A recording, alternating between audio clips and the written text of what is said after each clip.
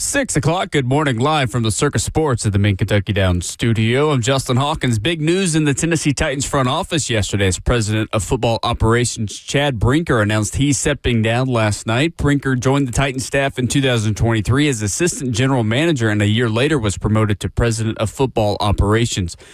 Yesterday, Brinker in a statement said, quote, "It's been an honor to serve as president of football operations of the Tennessee Titans. Over the years, I've understood and embraced my role as the leader of the football strategy. But as I've spent less time in personnel, I have a renewed conviction that it's time to return to what I love and move towards my next chapter. I'm grateful for Amy's understanding in my decision and for allowing me to pursue other opportunities." Nashville Soccer Club last night, after an hour delay due to weather, took their first home loss of the year last night to Tigres 1-0 in the first leg of the CONCACAF Champions Cup semifinals. Nashville will next travel to Mexico on Tuesday, May 5th for the second leg. But next up, Nashville returns to MLS play this Saturday as they are on the road to face the Philadelphia Union. First kick is at 6:30 p.m. Eastern Time. For all your foundation repair and waterproofing needs, you got to go to USSTN.com. Breaking news at once on your home for the Titans and Vols. This is 104.5 The Zone.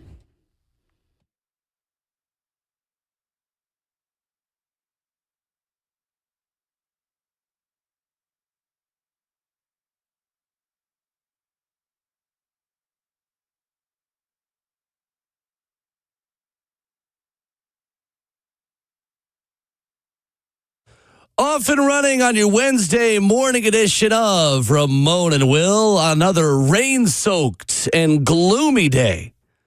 Trying to brighten things up for you a little bit this morning. 615-737-1045, our number. Streaming live on 1045 The Zone TV, Facebook Live, YouTube, Twitter, or Twitch.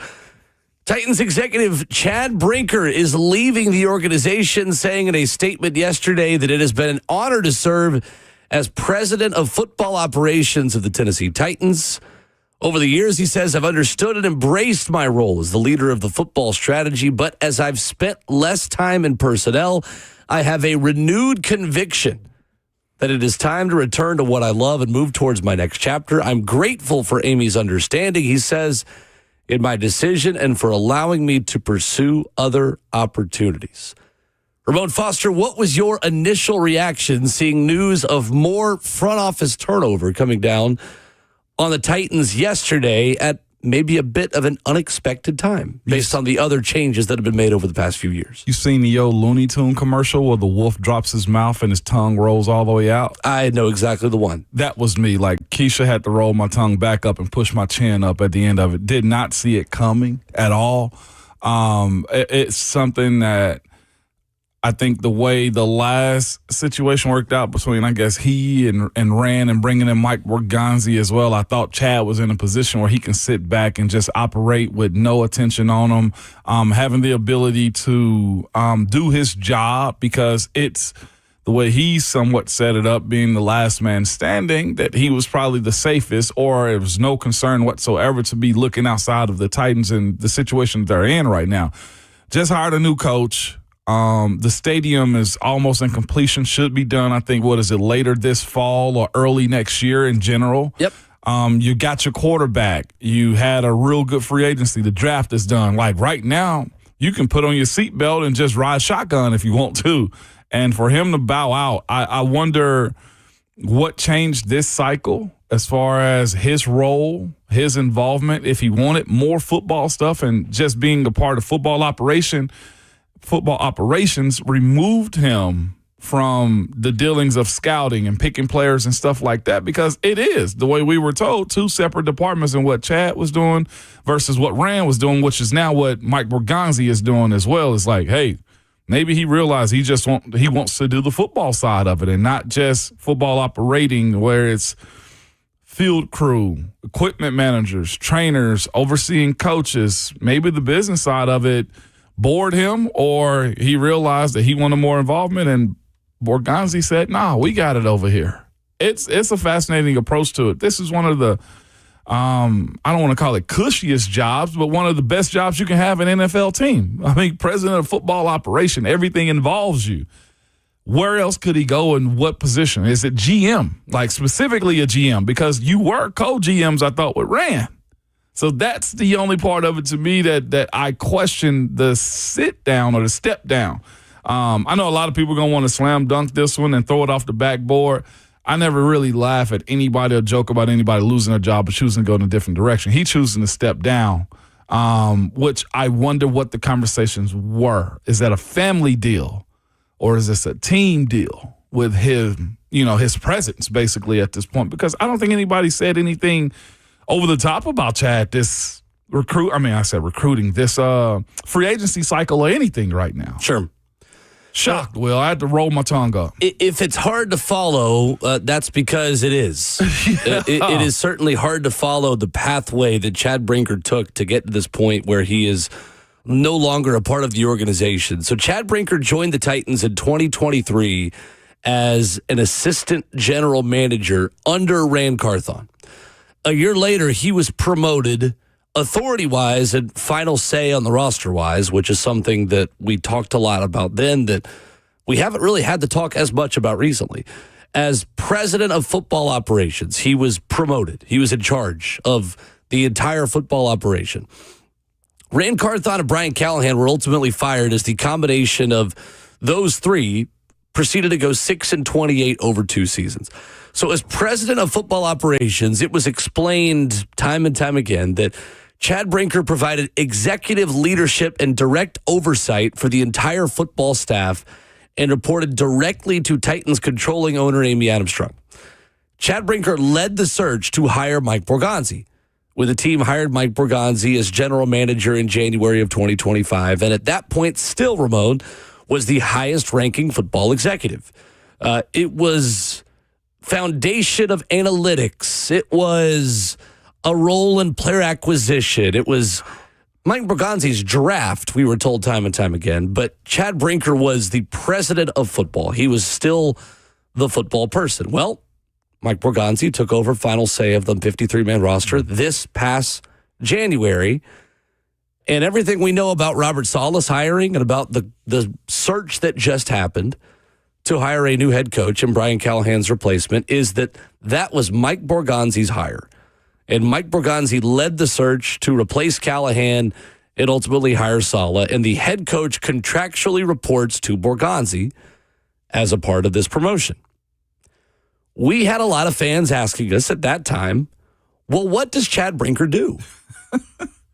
And Ramon, that's not the only time we've had that question. No. There have been plenty of questions about what are the exact responsibilities now of Chad? If he's not in charge, if he's not over all of football, if it's now Borganzi's show, to put it bluntly, what exactly do you do here? And if you're not in the building, if you're not in that office every day, I struggle to give an answer because there are a lot of people who have been highest-ranking football executives in that front office. And Dave Ziegler, who you're going to hear from in the show today, who spoke yesterday, and Reggie McKenzie, who's been a general manager, and obviously Mike Borganzi and Chad Brinker. You had 4 guys who had been highest-ranking football executives before. Now you have 3. That's the summary of how we got here. For those who, Ramon, I even think the diehards are kind of like, how in the world did we get here and what does everybody do now? That's the summary of how we got here. Because I feel like the structure that they're at right now is what they had 3 years ago, essentially before the A-Rob, Rand, Chad setup. Anthony Robinson. Shout out to A-Rob, Anthony Robinson on that one. Anthony Robinson, Rand Carthon, and Chad Brinker. That was how Rand was in charge. Yeah, and Rand was in charge. Rand hired Chad and Anthony Robinson. Brought him in. And now Anthony Robinson and Rand Carthon are gone and Chad was here. So I thought, hey, all is good. They got the structure that they want, or whether that was Chad's MO. And that's the part of us having this conversation right now. And I think that's also why a lot of this fan base with the comments that we saw and heard and people called in when all of the change, it wasn't just the firing of the GM, but it was the firing of the head coach as well. You revisit the Mike Vrabel firing as well, and you kind of say to yourself, well, who's the last man standing? You know, and it seemed to have been Chad, and Chad somewhat removed himself from the football side of things, and you felt all was well. Mike Borganzi comes in, and now it seems like to me when we spoke about it. I'm not sure we're going to play it or we'll reference it, but you mentioned the exact date that the press conference happened. It was October 10th of last year. October 13th. October 13th of last year when Mike Borganzi and Chad Brinker had that press conference. After Brian Callahan was fired. Yeah. They had a joint press conference, and it was a lot of Chad Brinker speaking and a lot of Mike Borganzi just kind of sitting up there and being direct to the comments that he made and I think making sense in a lot of it, but also it was a bit awkward, wasn't it? It was awkward. It was almost as if the way I looked at it, and I know I talked about it in my group chats. I won't involve anybody else. I'll just throw it in my group chats. I talked about it in my group chats. It's almost as if Mike Borganzi just sat back and said, go ahead, talk. You've been here. This is your thing. I'm just here to handle the players. And break. It almost as if he just said, Chad, talk to the people. And that was October 13th. There was then another press conference that Mike Borganzi had after the 1-8 start on November the 5th. And that was a high point, I think, of the season, and a season that didn't have a lot of high points. I don't know if you remember that one, where a lot of us came away saying, Mike Borganzi needs to be the one speaking, and he needs to be the one up there alone. Absolutely. Because honestly, regardless of who you put up there, having two people answer for decisions and their own perspectives on a decision at the same time was just always kind of awkward. And that was just kind of the reality of where things were. I don't blame the PR side for that. I don't blame anyone personally for the way that shook out. It just needed to kind of happen that way to understand, oh, hey, this isn't necessary anymore. No. And that's nobody's specific fault. It's just kind of the way the chips fell of like, hey, Mike Borganzi's ready. And that's the thing that I take away from all of this, Ramon, is that there is trust within that organization, I believe, in Mike Borganzi. And I believe that the draft class was good enough to give you that perspective and give you that trust and give you that faith in someone who, yes, has to wear a 3-14 season in his first season as general manager, but gave you some signs. Yeah, it did. And I think what was fascinating, the way I took it, every time I've heard Mike Borganzi speak as of late, it has been, to your point, and you said it, and it reminded me, like, yeah, he sounds like somebody that knows how to do this job. I'll be honest with you. He knows how to bull crap the right way. And we mean that as a compliment. And I mean that as a compliment. He says a lot without giving you everything, and then the presence of mind that he have to play the media game as well. I think it's quite hilarious for him to get up there from time to time and say a bunch of stuff, and still you walk away with your own answers and not his answers. And I think that's what I felt when I saw he and Brinker have that conversation at the podium that day. It was like, I ain't got nothing to say, Chad. You go ahead and say it. I'm not going to catch myself in a pickle over here. And he just sat back and let him do his thing. To your point, we all felt like, ooh, he's kind of moving. And I don't even think it was like Borganzi moving behind the scenes. No, not at all. I will say this. I do feel like the way it's kind of unfolded and how Mike Borganzi has gone about setting up this offseason, coaching search, and just the draft in general, it almost seems fair to me that maybe Chad wasn't in on any of this. I'm just not sure if his role was needed anymore. Yeah, and that's what I mean. Like, no, we got this. We'll call you when we need you. Chad Brinker deserves credit, in my opinion, for hiring Mike Borganzi. And by all accounts, Mike Borganzi was a highly sought-after general manager candidate when he was hired last offseason. He was someone that is well-liked around the league. And I do believe that Chad Brinker played a pretty big role in identifying and hiring him in a time where he could have gone and just hired his friend. And his old coworker from the Green Bay Packers is now running the Dolphins, and John Eric Sullivan. But I think Mike Borganzi earned this. And ultimately, I do think it's unfortunate that the narrative is going to be more turnover in Tennessee. And that perception is going to be reality until it's not reality, and until the Titans can go through an entire offseason without a major change at the front office. That's just kind of where we're at. The fact that Schefter and Rappaport and the national folks are going to run with this and say, that's the headline, more turnover in Tennessee, until there isn't turnover in Tennessee, you kind of just have to wear that. You do. But I do think this one is different. Because, Ramon, I do think it makes sense for Chad Brinker, whether this was 100% his decision or whether he was led to this decision by events that have happened in the last 6 to 8 months that we just talked about. I do think it makes sense for him to be back in personnel because I'm not sure his role was as vital to the entire football operation as it used to be. Not with Reggie McKenzie here. Not with Dave Ziegler here either. Ziegler here. They have got a lot of folks in that front office. And if Chad, who had seemed to be more of a connect football to all these different arms, medical, analytics, sports science, the different tools, nutrition, to give personnel people to do personnel things. I think it makes sense for Chad Brinker to want to be back into personnel. He is someone who has a business acumen and has a football acumen.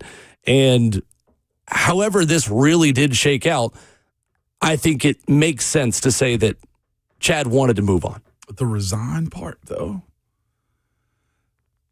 that one's because he leaves everything behind, the money, unless there's a secret buyout somewhere, though, too, in my personal opinion. To your point, ego is a hell of a thing, and we all deal with it in some sense. We all do it in some sense. And if you came into the NFL to do what you just said, being a part of the process of building it up directly with the players, the on-field product, and now you've kind of removed yourself either by your own move to become president of football operation or by force because, hey, we'll allow somebody else to do it because I like this person doing better football things. What I would say is this. What you've gotten from it is the disruption that happened in the last era of Anthony Robinson, Chad Brinker, and Rand Carthon. You fully remove yourself from that. And I know a lot of our fan base that listened to us was just in the entire thing. Well, that's the final piece. From Titans fans, does this satisfy you to believe that now, to your point about Mike Borganzi, do you have football people in charge? Mm-hmm. You have a head coach right now that believes in his guys, went out and got good coaches, still have Bones Fossil. You like what they did in free agency, and you got your quarterback. Do you feel now, Titans fans, like you can loosen up your waistband and breathe? 615-737-1045 is our number. Streaming live on 1045 The Zone TV, Facebook Live, YouTube, Twitter, or Twitch. Wide open for your thoughts on Chad Brinker stepping down as president of football operations of the Tennessee Titans after this.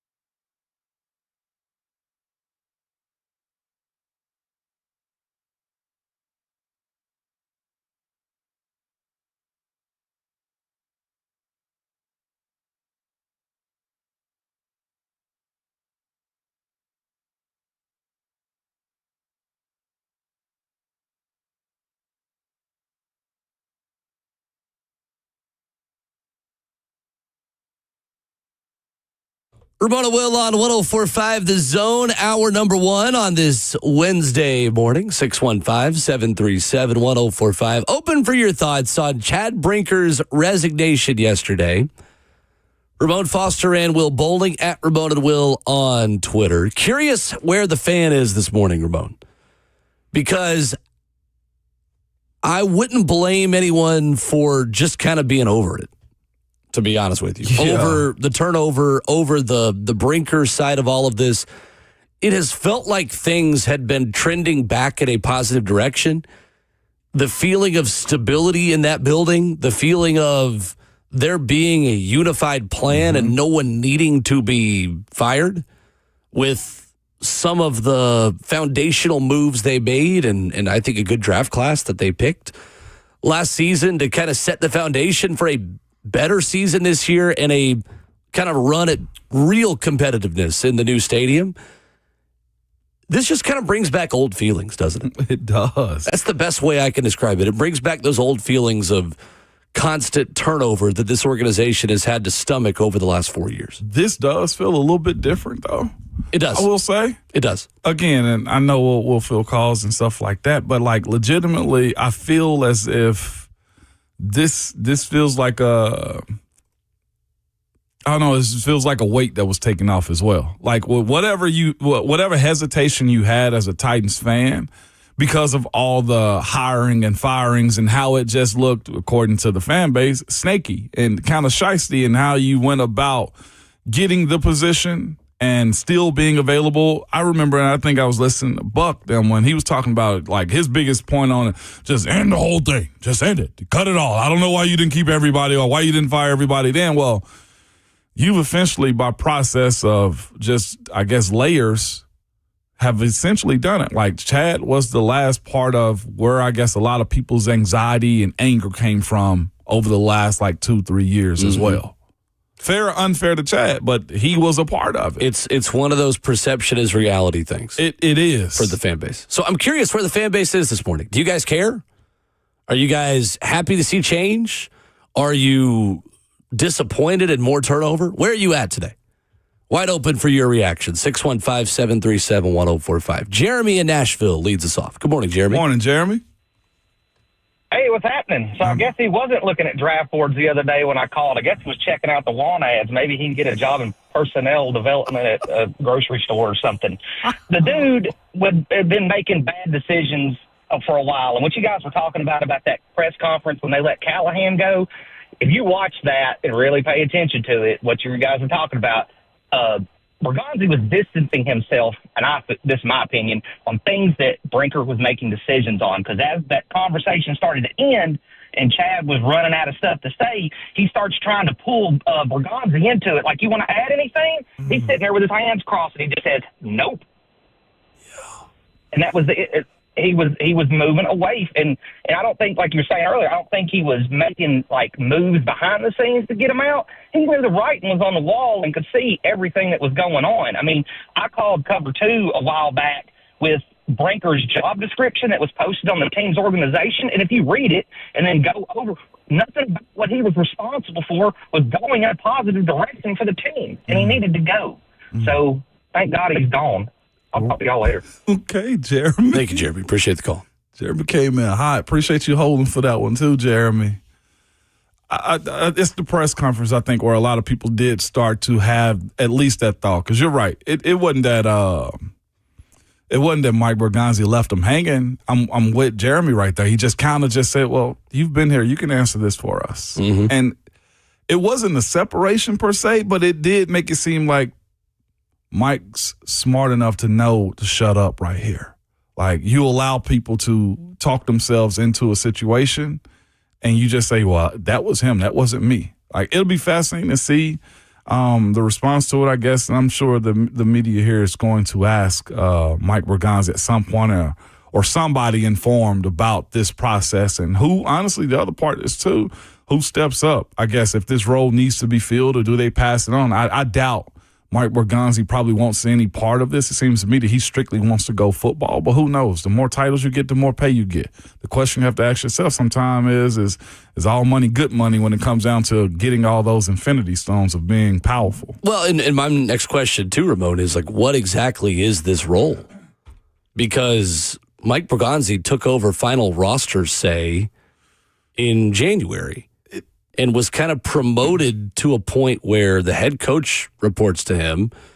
He hired the head coach. He is the highest ranking football executive. If this was framed as, hey, Chad is going to build out the infrastructure of football and sports science, and a lot of what has been publicly reported and described from the team's perspective even has been, Chad is going to build us an analytics department. Right.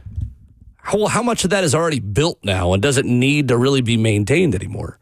Like the infrastructure of how all of this works and the systems in place to help the highest ranking football executive, the foundation's kind of already laid, for better or worse. Like the system is in place. So is there a need for this role to even exist anymore? Because the highest ranking football executive is Mike Borganzi, and I don't get the sense that he needs someone over him micromanaging something that I think is going fine from his perspective. No doubt. I'm there with you. I do think there's a role for that position, though, just based off pretty much wrangling all the cats together is what I'm getting at. Like making sure the equipment crew have what they need, making sure that the head coach and his staff need what they want, the nutrition side, the sports science side, just the playing. Just as far as the setup of that goes. And there are plenty of people that do that aren't presidents of football operations. But that guy, president of football operation, I think is over all of those departments right there, the way I've seen it in the past. That's just kind of president of operations. President, well. Because that's less like football personnel decisions, because it was originally that Chad was kind of doing both. He was doing Chad was both. The football guy. He was the highest ranking football executive and was doing all the other stuff. He's kind of left himself nowhere. Real quick, before we go back to the calls, how was it in Pittsburgh? How was it in Pittsburgh? Like the general manager Omar Khan now. Yeah. Who is there someone over the general manager for the Steelers? No. Like, how does that work there? It's not. Omar, before it was he and Kevin Colbert. Kevin Colbert handled all football business and had last say on football and roster and everything else. Omar did contracts, and I know for a fact he helped set up road trips and training staff and equipment staff and lawn. Like, you do have somebody to handle those small item business because it pertains to the football safety and health of the players as well. So you usually have two separate roles like that. It's just that, to your point about who has football control, it usually goes to the GM, and that's the way I've always seen it in Pittsburgh as well, which is why when they did the split didn't make any sense, because usually that guy, the one that's over football, usually controls everything else as well, because it is on their backs to handle all of those duties right there as well. The whole coaching staff and setting up everything, that's a non-football thing. Now, that's why I'm saying it feels like to me, Chad realized that he was doing non-football stuff the longer you sit in that job. Mm-hmm. And nobody wants to get in and do just, I hate to say the dirty work, but it is. You don't get no credit for any of the things that Mike Borganzi and his crew did so far. Back to the phones where Blake is in Nashville up next. Morning, Blake. Hey, guys, I appreciate y'all taking my call. I'm going to be honest. I have not watched a full Titans game in the past 3 years just because of the trash that keeps getting picked and thrown out there on the team. I mean, I've watched good offensive linemen be traded off or let their contracts just move on, free agents disappear, and it's like we went for the bargains. We can get this guy cheap, or, this guy might be injured, but I'm sure we can get him healthy. And it's just been such trash to watch, guys. And when y'all said that this guy was gone, I mean, I don't know who he was, but I'm just glad to know that everybody that was in charge of putting this roster together in previous years has no more influence over it. I mean, for me, it's a thank God moment. But I'll just hang up and listen to you. Or if you guys will let me stay on. Well, no, I'm in town. I can actually listen to you on the radio. That's awesome. But I'll hang up and listen to you guys, man. I love listening to you. Appreciate it, Blake. Way to process that, man. Appreciate the call. I think that's going to be the consensus. Like, as far as people just glad that part of it is removed. Right or wrong on Chad. right or wrong. Let's go to Bam in Nashville up next. What's up, Bam? What's up, Bam? Yo, what's good, my peoples? How everybody feeling this morning? We're good. Good morning. Man, honestly, in looking at this whole situation with Chad, we are the fans. Like when the whole Rand thing happened, he was the snake. He was the snake in the grass. You know, that's always been like everybody's perception of him. Or put it like this: he hasn't done what Borganzi has done to help turn around the team in a sense. So it's almost kind of like, okay, whoop-de-doo. I mean, he wasn't. You didn't feel the impact coming from him as you have Borganzi here recently. You haven't felt the impact of just like, okay, he's done. You're starting to see the turnaround of what he's done or what he brings to the table. So it's almost kind of like, okay, cool. You're just tired of being it. You're not getting the credit that you want to get the same way Mike Borganzi is getting it right now. Man, just leave it how it is. I mean, everything been cool. We've been kind of turning everything around. You know, it's kind of one of those, he's not getting his look at me moment. So with him not getting that look at me moment, he feels some type of way about it, which in a sense, you know, could be understandable, but I just don't see the point, or I ain't losing no sleep over it either which way. What you're saying is he can't come in and get credit for the class project that y'all been working on for a long time. Exactly, okay, all right, exactly. I got you. He's not. He ain't been buying no crayons or no. Yeah, he didn't come to the library study session or none of that. No, he did not. He just cheated on the test and called it a day. Okay. There we go. I figured I correlated to a class project type of situation. Bam don't want to get no credit. At all. None. Like no milk. No nothing. No milk. Thank you for the call, Bam. We appreciate you. All right. Appreciate your finesse, Bam. I don't know how much Chad cared about getting credit. I mean, I can't speak to that, obviously. No doubt. But, I mean, at the end of the day, a lot of the personnel decisions and football stuff, and when we say personnel, we mean putting together the football team, a lot of that responsibility that was originally given to Chad Brinker was, in a lot of ways, taken away in January. Yeah. When Mike Borganzi took over final say of the roster. I don't think that's as much personally about wanting credit and moving on. I think it's just wanting to do the job again. Because the job that Chad Brinker had since January was very different than the one that he was, A, originally hired to do, and B, promoted to do. No doubt. It's to me, like I said, it's fascinating because I thought being in the role that he had under this new era of bringing in Mike Borganzi, one is hilarious because I feel like when Rand brought Chad in, Chad got, however it unfolded, Rand wasn't here. And then you have Chad bringing Mike, and now Borganzi isn't here as well. So I do wonder if they will go a non-football route with filling this position. What I mean by that, like the person who's in this role is just straight business. And like nobody answering to him as far as roster goes. I feel like when you mention like Mike Borganzi having the last say so over roster control at the end, like you can keep non-football people, respectfully, I say that, out of the football decisions and not clouding the waters anymore. I don't know. And again, I saw somebody in our YouTube chat say it as well. It seems to me Saleh and Borganzi are aligned pretty much on the same page with how they've communicated. It's going to be fascinating to see them build up like that. And again, the job of the GM is the most important part to me is to satisfy whatever the head coach wants. 100%. And that general manager hired that head coach. Yes. That's where we're at. That alignment right there is the biggest to me, I feel like. This needs to be the end of the constant turnover. I'm obviously not saying anything super groundbreaking there. I get that. But this one does feel different because from the release and from what's been put out there, this was not a firing. This is somebody stepping down from what has been put out there. This is someone stepping down because they want to be back in personnel. And they feel like the job kind of got away from them to be in personnel again. Mm-hmm. So while, yes, it continues the front office turnover that's been rampant in this organization over the last 4 or 5 years, this needs to be the end of the cycle because it is different. And this time next year, we don't need to be searching for a new position for someone in this front office. Things need to marinate. You got to let them cook. Yeah, they do. Whether you're making a 5-star meal or whether things still taste a little bit like fast food this upcoming season.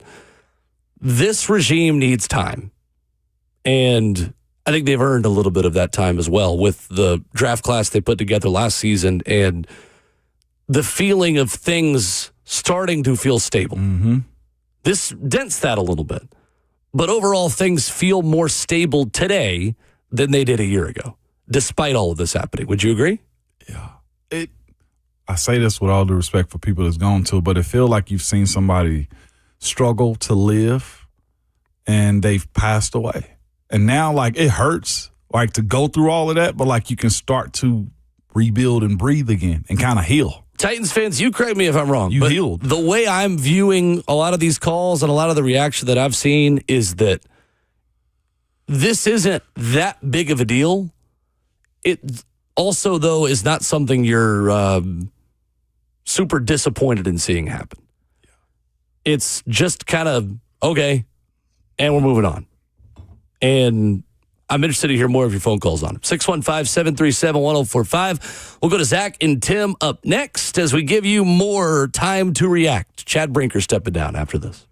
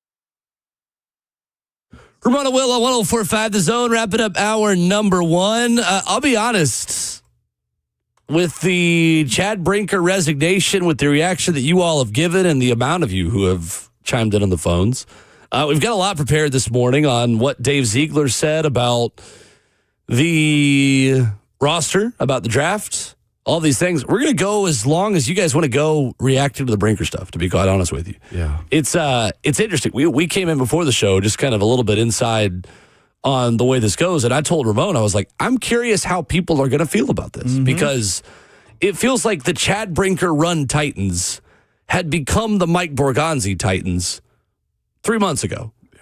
So how you guys feel about someone who isn't really in charge anymore stepping down, but also how that perpetuates this feeling of constant turnover?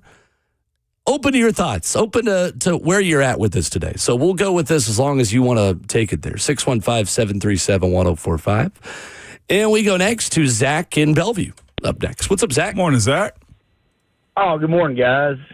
Man, they need to have fireworks off a barge in the Cumberland River right now in downtown. I mean, I just think that the Titans need to be more proactive and less reactive when it comes to those. I mean, I know they didn't push him out, but, I mean, he left a dark cloud. I mean, I just don't understand why this decision, he was there in his role. I mean, it just seemed convoluted. It seems like since he's been there, he's brought them down to the doldrums of, like, the New York Jets, the Jacksonville Jaguars, just the least well-ran organizations. I'll hang up and listen, but, I mean, we need to have fireworks today. Thanks, Zach. Appreciate the call. Zach in Bellevue. Fireworks over Lake Amula. You know they have a burn notice on right now. We just now getting some rain now. You want to pop fireworks out here, huh?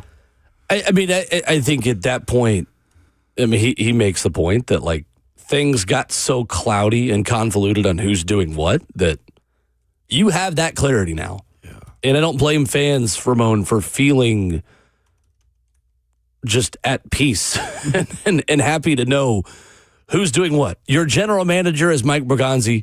Your head coach is Robert Saleh. End of discussion. Those are the two roles of your highest ranking executive and coach. And it can just be that simple at this point. No doubt. Let's go back to the phones. Ethan's in Hendersonville next. Good morning, Ethan. Hey, what's going on, fellas? Hope you're having a good morning. You too. Not as excited as Zach necessarily about fireworks, but I will say that in my opinion, I do think that Brinker kind of got really unscathed for the blame that the Titans organization had for so many years, whereas Rand kind of got, he was on the chopping block. But the way that I understood the structure is that you have the owner, Amy Adams Strunk, then you have Brinker, then you had the GM.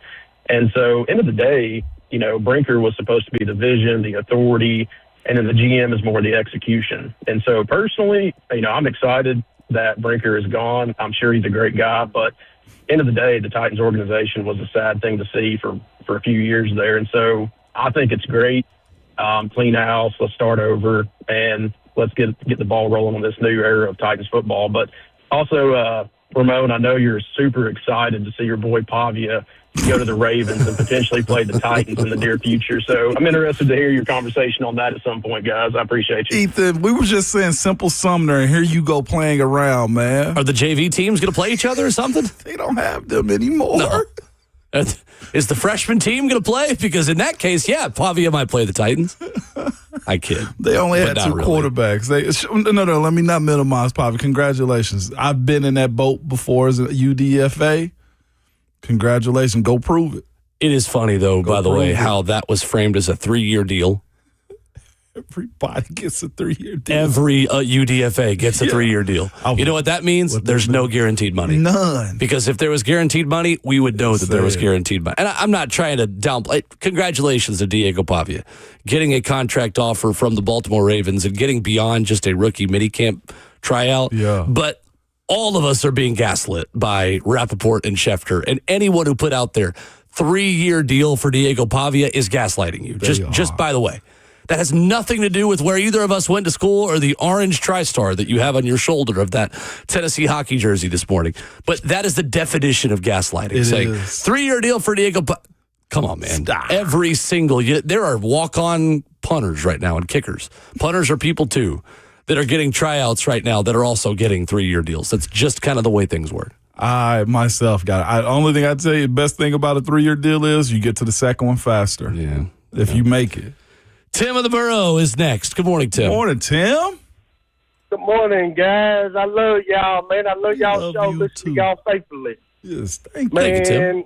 this situation's like cleaning the house, man. How you going to go in there and clean your house but forget to take out the trash? Ooh. That's all I can say, man. His tail should have been gone when Rand Carthon got his walking papers. Yeah. Send his ass back to Green Bay, man. You got rid of A.J. Brown. He came back that following week and scorched us. And then you trade off Derrick Henry. Get rid of King Henry. Come on, man. They got to tighten up, man. Thank you, Tim. That's all I can say, man. Yep. Appreciate Tim, the call. I appreciate the spirit, man. It was John Robinson who got rid of I A.J. was Brown. gonna That was say. not this regime. You can put a lot on Chad Throw in it the time there. that he was there, but that's not one of them. Tim, not one of them. Tim ain't trying to reason. Honestly, I would have given him more credit if he had actually traded Derrick Henry versus just let him go, because he didn't trade Derrick. Derrick walked, Yeah, he did. which was part of the problem at the time. Tim ain't trying to reason this No, morning. that's right. Tim You don't know want to what hear I'm that. saying? Tim don't want to hear all that. We love you too, Tim. Appreciate you. Rich in Smyrna up next. Good morning, Rich. Morning, guys. First time caller on your show. Welcome. Thank you. Glad to have you. Welcome. Why you wait so long, Rich? I listen to you guys every morning, but this is just something that I think people are probably blowing the Brinker thing up a little bit. I kind of look back, and this is the way I see it. When Brinker was in Green Bay, his specialty was scouting and strategic cap management. He was brought in by Rand to Tennessee, and probably because Rand felt those were things he needed help with. And then when Rand left, he not only had football operations, but he was very involved in the personnel side. And personally, I think that's probably what he enjoyed more. But as his role grew in that dual way before Borganzi, I think he realized that he really liked the football personnel side, but he had to hire a GM. When Borganzi comes in, Brinker had made a very good hire there, and probably so much so that once Borganzi proved himself, then it became obvious to Chad that, hey, I'm not going to be on the personnel side, and that's what I enjoy more. So I think it really boils down to he probably wants to find something that gets him more involved in the personnel side and not in the day-to-day operation side. Mm-hmm. Sure. That's just my... Yep. Thank you, Rich. Appreciate Rich the call. cut out on us, Rich. I think those are all good points. Rich had a great, I thought, description of what could have went on. Right I think there. that story makes a lot of sense. Yeah. Chad Brinker was in football decisions, got his role changed to operations decisions, and now wants to make football decisions again. Whether the Titans also want him to make that or not, this statement says step down. Maybe we'll learn more in the coming days about the behind the scenes and how we got down this path and to this point. Maybe that day comes in a year or two when Chad Brinker speaks or when, things get out in this. But what we know today is that Chad Brinker is moving on. He says in a statement that he's made the decision to move on. And Mike Borganzi is your GM and head of football, and Robert Saleh is your head coach. No doubt. Here we go. Let's keep stability and let's keep those people in place for another season and break this cycle this time next year. No doubt. More of your phone calls coming up next. I'm curious, Ramon, where people are at with this question. How much faith has Mike Borganzi earned with the fan base? Where is the approval rating Great question. of Mike Borganzi after one season as general manager with positives on the draft class put together, but also ultimately the record that you got to wear in 3-14 and a top 5 pick? We'll talk about that next.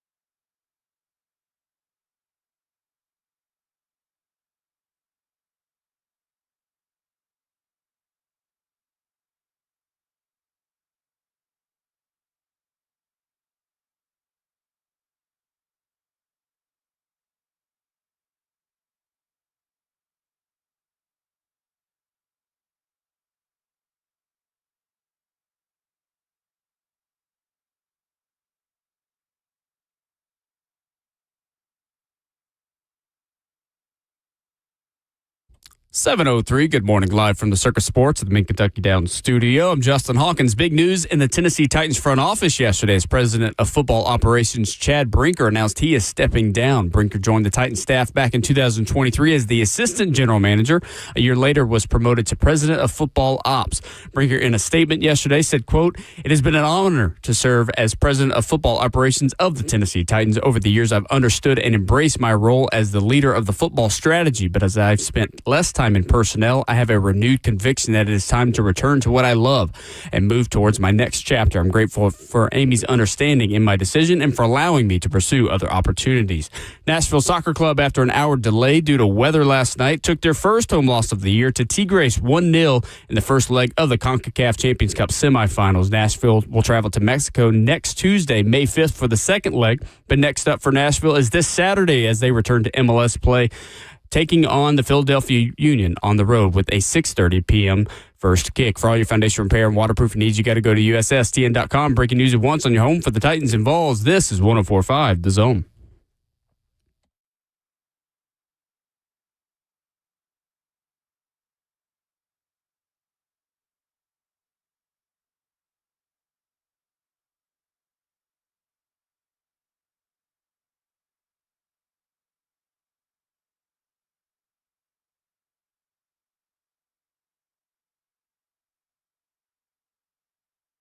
Seven a.m. and hour number 2, getting started on this Wednesday morning. Welcome in to Ramon and Will. 104.5 The Zone, 104.5 The Zone TV, Facebook Live, YouTube, Twitter, or Twitch. The F&M Big Chat is open there for your comments. Over 200 of you hanging out there live. If you subscribe to the channel, if you're there, we'd love for you to. It's free. We're not going to show up at your door. Exactly. You got to pay extra for that. It's not even like a subscription that comes to your to your push notifications. You're not going to get that unless it's a show starting, and that's it. Loaded phone lines at 615-737-1045. President of Football Operations Chad Brinker is leaving the organization. In a statement yesterday released from the Titans, Chad Brinker explains, "Over the years, I've understood and embraced my role as the leader of football strategy. But as I've spent less time in personnel, I have a renewed conviction that it is time to return to what I love and move towards my next chapter. I'm grateful for Amy Adams-Trunk's understanding in my decision and for allowing me to pursue other opportunities." Ramon, what was your reaction when this originally happened? What's kind of your feeling this morning as you've sat on it for a little bit longer about Chad Brinker's exit and what this means for the organization moving forward into a big year and the last year in old Nissan Stadium? I told you, like, it was like cartoon graphic, mouth drop, tongue roll out was the way I looked at it, like shock. Like I had to push my mouth up and proceed to think a little bit. That was my initial reaction. I thought Chad was safe. I thought Chad was not necessarily bulletproof, but I thought he had layers in front of him that prevented him from any kind of like football exposure. Like with whatever Mike Borganzi and Robert Saleh was doing, I felt like was separate from him. If there was a change to be made and Mike Borganzi wasn't holding up his end of the deal, then Chad was in the background like, hey, get it together. We should go in this direction. I thought that was the case for him. Considering the amount of people that were here under Chad or with Chad and no longer here as well, it had the last man standing, not like the final episode type of situation, but hey, this is the way I would run an organization is the setup that Chad, I felt like, helped set up by bringing in Borganzi, by having a say in the coaching changes and stuff like that. He did speak at the podium when Brian Callahan was fired. So I felt his, I guess, power was more than it was perceived to be on my end. The next step for me, I'll be quite honest with you, we were talking a little bit, and I think people are writing their articles and making comments about this makes the Titans look foolish or whatever the case may be. I go the opposite direction on this one. I think this type of move, whether it be Chad choosing to resign on his own, or there was conversations that, kind of pushed him in that direction, or the reality of he's not as important as he thought he was in this role as far as football go. I go the opposite direction, some of these people, and I actually think it makes the Titans seem just a little bit more competent.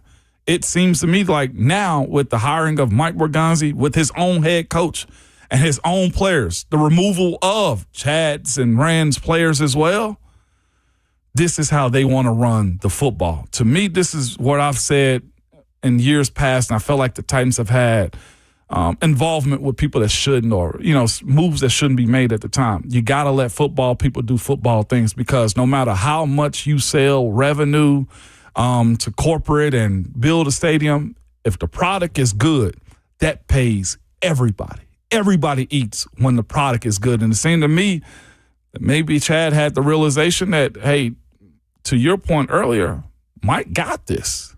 Borganzi got it.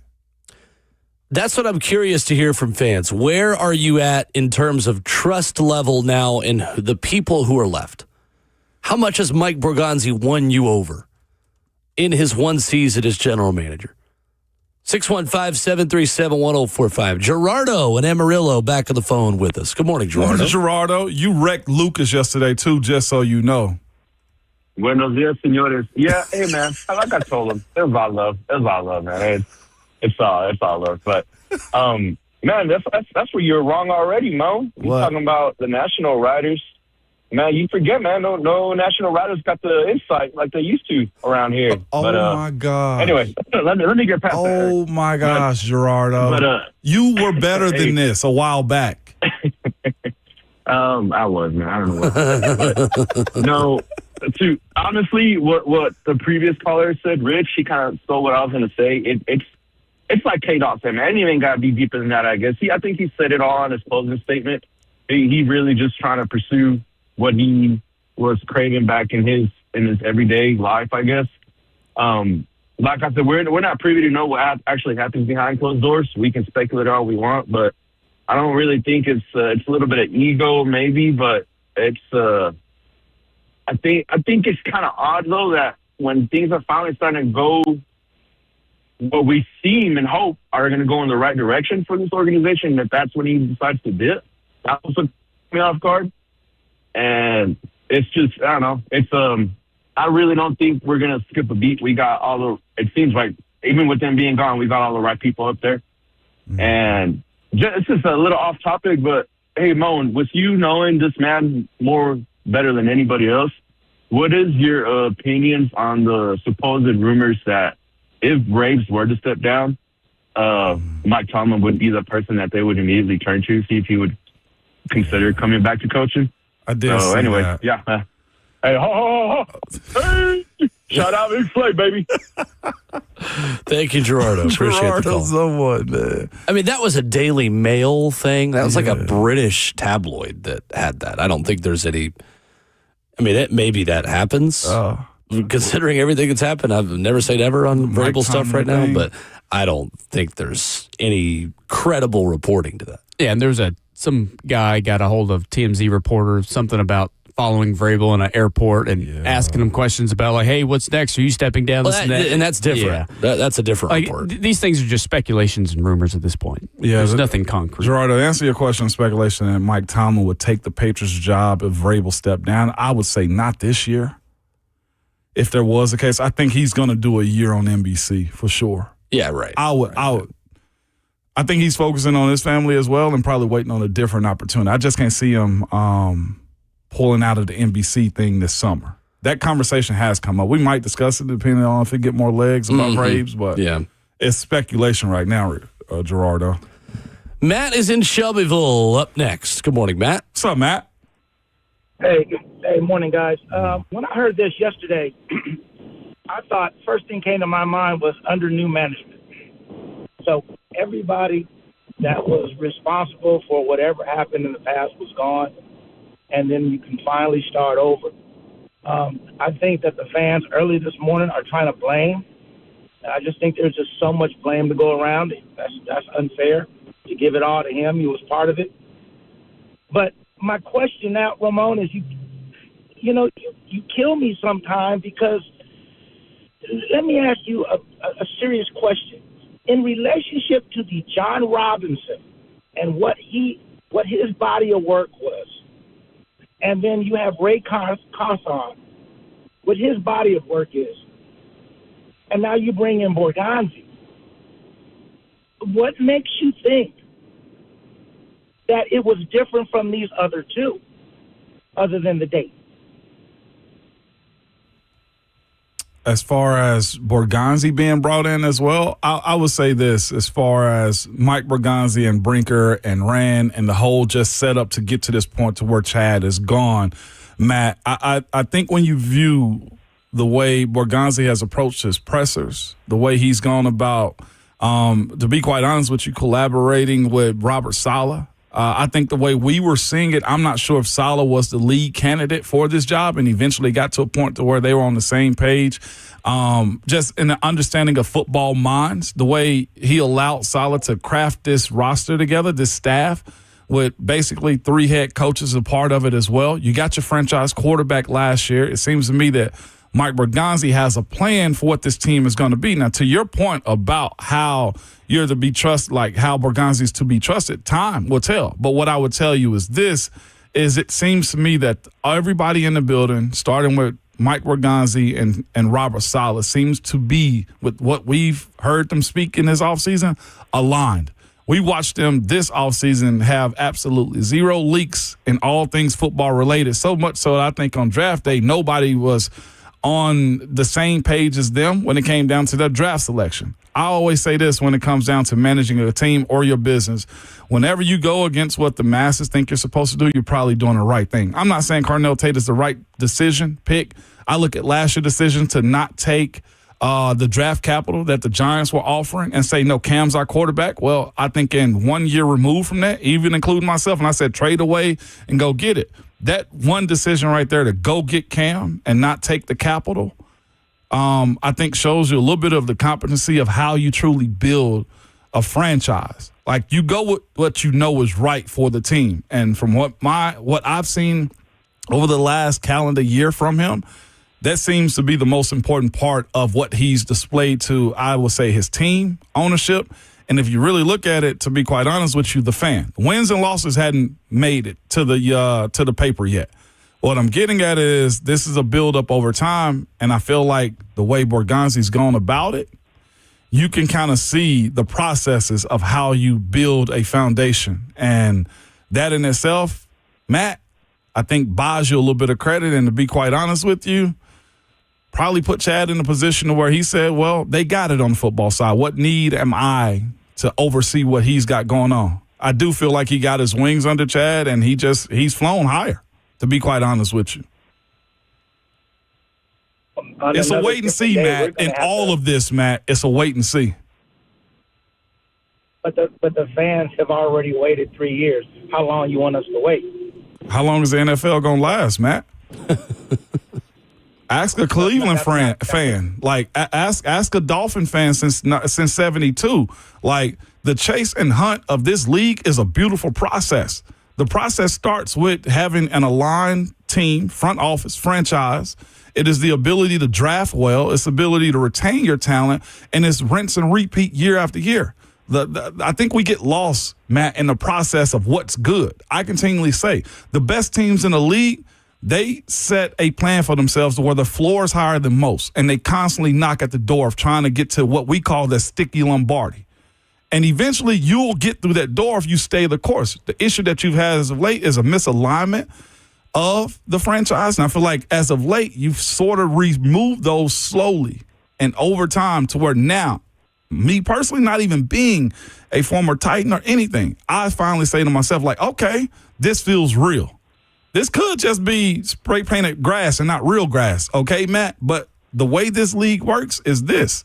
You got to give it time, and there is no overnight success. We saw a team this past year in the Patriots have a real good year. We saw Cincinnati in 2021 do the exact same thing. And look how it crashed and burned. They're searching for that hell. I went to Pittsburgh and played in the Super Bowl my second year. Right after that Super Bowl, Matt, I said, we'll be back. Matt, you know when I went back to the Super Bowl? Catch me never. Okay? The point of it is I had a lot of great moments, a lot of big-time wins, and the sustainability of having a process of understanding what joy is in this league. And to your point of what you're asking, that's what every franchise is looking for, to where you're not going into the stadiums each and every weekend with a bag over your head. And I feel like this process of minimizing the amount of roles kind of sets you up for that. Thank you for the call, Matt. Appreciate it. it ain't going to be perfect, Matt, is what I'm telling you. And I think you're searching for perfection. And that's never going to be a part of any franchise. I don't care how good the Eagles make it seem, or the Patriots for that matter either in that era, or Kansas City. They're in a non-imperfect world right now.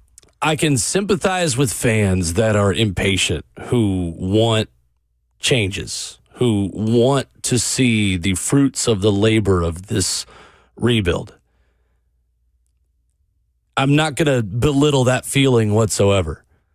That being said, Mike Borganzi's been here for 1 year of it. And when you keep unplugging the system and plugging it back in, and unplugging the system and blowing the disc off and putting it back in the gaming system, you kind of start the process all over again.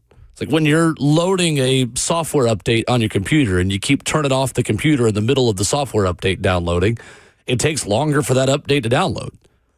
So now under this plan and this regime, you got to sit there and wait for your laptop to download the new software update before you unplug the computer again. Thanks, my brother. And this update kind of just started. And that's not fair to the fan base. I'm never going to tell you it is. It's just the reality of some of the hires they've made have forced them to start over again and start over again and start over again. The beauty of it is this time you're not totally starting over again. Right. This is someone leaving that doesn't force you to totally hit the reset button. And Matt, if you're impatient, that's the good news I have for you today. Chad Brinker is not the highest ranking football executive anymore.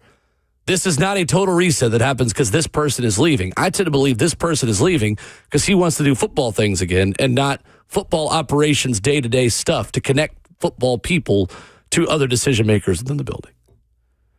Coming up, more of your thoughts on Mike Borganzi, the faith and trust you have in this front office. Things have felt better. Things have felt different. Today brings up some of the negative emotions, but where are you at in the trust in this regime? More of your phone calls next.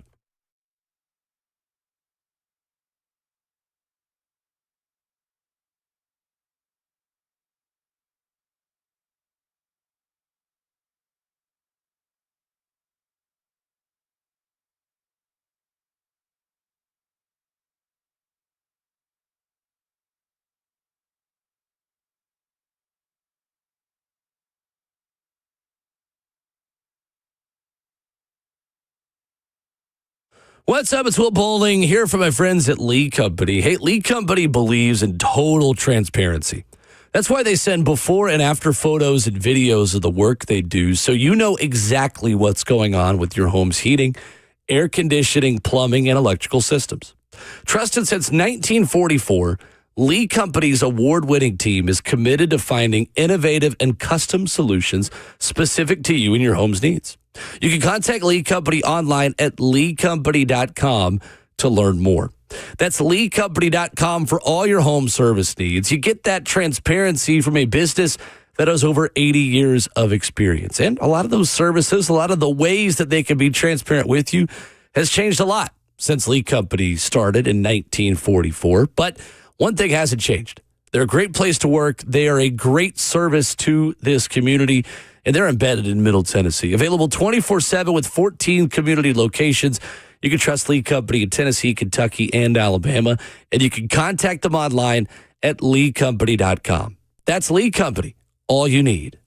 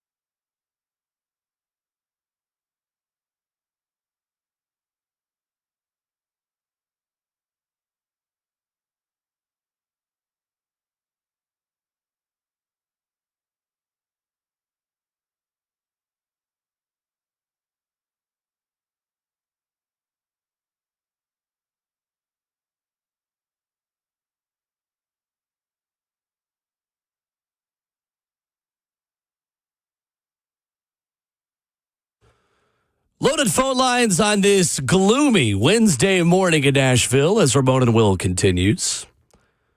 Ramon Foster and Will Bowling at Ramon and Will, where you can follow and tweet at the show. Yes, we still call it Twitter.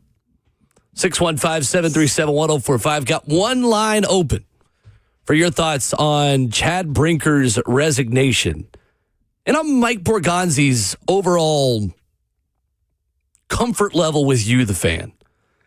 And what I mean by that is, in a season and in an off season, Ramon, where things appear to be trending in the right direction, and there appears to be a love and an appreciation for the guy in the general manager seat, how much trust do you have in a front office that on one hand has given you those good feelings, that has given you stability and drafted a draft class that I think a lot of us liked quite a bit this time last year, but also has to wear 3-14? Yeah. Because in the NFL, more so than college football, for sure, you more so are what your record says you are. So I'm curious where fans are at with this. How much faith do you have in Mike Borganzi and the people who are left in the front office? Chris in Hermitage is next up on the phone. What's up, Chris? Hey, guys. Appreciate y'all as always. So your first question about Mike as a fan, personally, I'm happy with what he's done. Sure, he has to wear 3-14 on his chest for a little while, right. But, he was his first year coming in, and that's not entirely his fault. But with the combination of what we've seen from him so far through player personnel management and bringing in a Saleh and what we know Saleh can do as a veteran head coach, I like their process. I like how they're operating with conviction and confidence in their moves.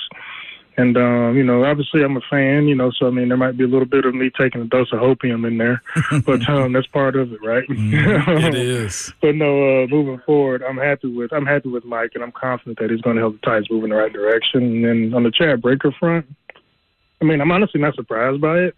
After processing a little bit, the guy, what is in his resignation statement, if what he said is true, there's no reason for it not to be. He wants to get out of the operations side of the football business, but he can't do it with the Titans because, as we've heard from college and everybody else, everybody associates him with the debacle that was John Robinson and Rand Carthon and everything else. So he ain't finna take a player personnel position without having that red herring smell all over him. So he's probably just looking for another opportunity elsewhere, which I understand and I respect it, Very. The only other part I would say is again, I'll preface this last part. I've never been on the anti-Amy train, and I know that she operates differently as an owner versus another part of the team, and also as a fan and other fans. I'll say it for everybody. The front office side of the league is a part that we understand the very least as fans. We don't even know what a starting lineup looks like in the front office as much as we do on the football field. So we know that they move and operate differently. But I'll say this, from Amy, I know that as far as I understand, Chad was the only person above him technically was Amy. So, that resignation and everything doesn't come down without her having some sort of a say-so or active hand in the process. I don't need to, but I would like to hear from Amy on her thoughts around it, what's next. Do we even need a president in the position? I don't even know if other teams around the league have presidents. That's how ignorant I am to the topic, but overall, I wish Chad the best. I'm happy with Mike. I think the Titans are moving in the right direction. I think they're going to be fine. Appreciate y'all as always. Thank you, Chris. Appreciate the call. There are presidents, Ramon, in other organizations, but that is less of a football personnel decision maker, meaning who to pick and who to sign, and more of operations person. What all does that job typically entail, Ramon, from your experience around the league? Structure. Separation from the field versus the front office. It is the liaison from ownership to the coaching staff. It's the way I pretty much parse it together. You look at what the team is, the direction it's going in. It's probably where hard conversations start because, as Chris just said in his call, that is next step to ownership, usually on the business side, hey, this is affecting this and we need to move in this direction.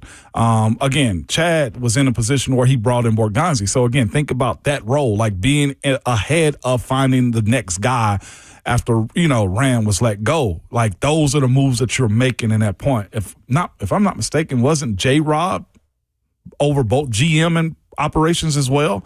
If I'm not mistaken, because before Rand Carthon came in, I mean, even when Ray Carthon got here, I mean, that was still the highest-ranking football executive, and John Robinson was in the same boat. Right. He was the guy in charge of football. Exactly. That got a little bit cloudier when Chad Brinker was promoted over Ray Carthon before his second season as general manager. And just think about it. Okay, let's go back to a very piercing moment to a lot of people. I think when you look at that role of looking out for the best for the team, you probably look at Vrabel and J-Rob specifically. Because Vrabel, as a coach, needed J-Rob to get him players, and J-Rob felt like it was best for him to, on that draft night, trade away A.J. because he felt like it was best for the team because of need, money, whatever the case was to be. And it was his last call to make that decision. I think the way it's set up right now is a little bit different, where it's going to be, if that was the situation, Chad would probably have the vote to veto a move like that from Borganzi if that was the case. I don't think in this past draft that was the case, though. No, I don't. Not in the last draft. Right. No. What I'm saying is J-Rob had all of that. He was the last say-so and vision of the team. And Vrabel just had to take whatever he gave him. And in this offseason, that's been more similar to what Mike Borganzi's done. Exactly. Now, it's still a collaborative effort, and no general manager is ever going to tell you that they are unilaterally doing things that the head coach doesn't want. I imagine sometimes those hard conversations have to happen, but yes, you are seeing more of a return to a traditional football setup now, where Mike Borganzi is in charge of football of the Tennessee Titans. Yes. It's that simple. It's that simple. And I think that simplicity is music to a lot of fans' ears this morning. Drew's in McMinnville up next. Hey, Drew. Morning, Drew. Morning, fellas. The whole thing about Chad Brinker is just kind of eyebrow raising with the timing of the whole thing. It don't really make a whole lot of sense, but it is what it is. I think it puts us more in one line where it's just more definitive about who's doing what, who's making this call, and who's making this call. It's just, I like it. I like the move. I respect him stepping down if that's what really happened, which, like the last guy said, there's no reason for us to believe that it's not anything other than him stepping down. As far as the approval rating goes, I'm 50-50 with it. He had a really good draft last year, really productive draft last year. Of course, right now we all really like the draft this year, but there's a lot of football left to be played. Yeah. And the best GMs in the league, they'll stack those. You do it 2, 3, 4, 5 years in a row, and before you know it, you got a really, really good, really deep football team. And that's how teams get to the top and stay there as they compete for championships every year, is backing up them draft picks and stacking those draft picks. So, I'm 50-50 with the approval rating right now. I like where we're going. The vibes are good. Like everybody said, the feeling with the whole thing is good. But you made a mention a minute ago, like bad franchises go through this cycle where they're every other year they're firing a GM, hiring a coach, hiring a GM, or they're firing or hiring somebody every other year, and that's what poverty franchises do. And I'm like right now, I think we've got the guys in place where we can have some stability moving forward for 3, 4, 5 years. Now we've still got the same GM, same coach, and we're moving forward. So I'm excited with what we got, but it's about a 50-50 right now because there's still a lot of football, a lot of proving to be done. Like you said, we're 3-14. We're wearing that record right now. So this year, realistically, as a realistic guy, I'm a huge fan. I expect 7 to 8 wins, 7 to 9 wins, but I want us to be in every football game we play. It's still young, still a lot of proving to be done. Sure. So I want us to be in every game, but I expect 7 to 9 wins. I'm going to hang up. Y'all have a good one. That's a fair expectation. I think that's totally fair. That's fair. Take the next step. Yeah. Set yourself up to move into a new building as a contender for a playoff spot in 2027. Yeah, man.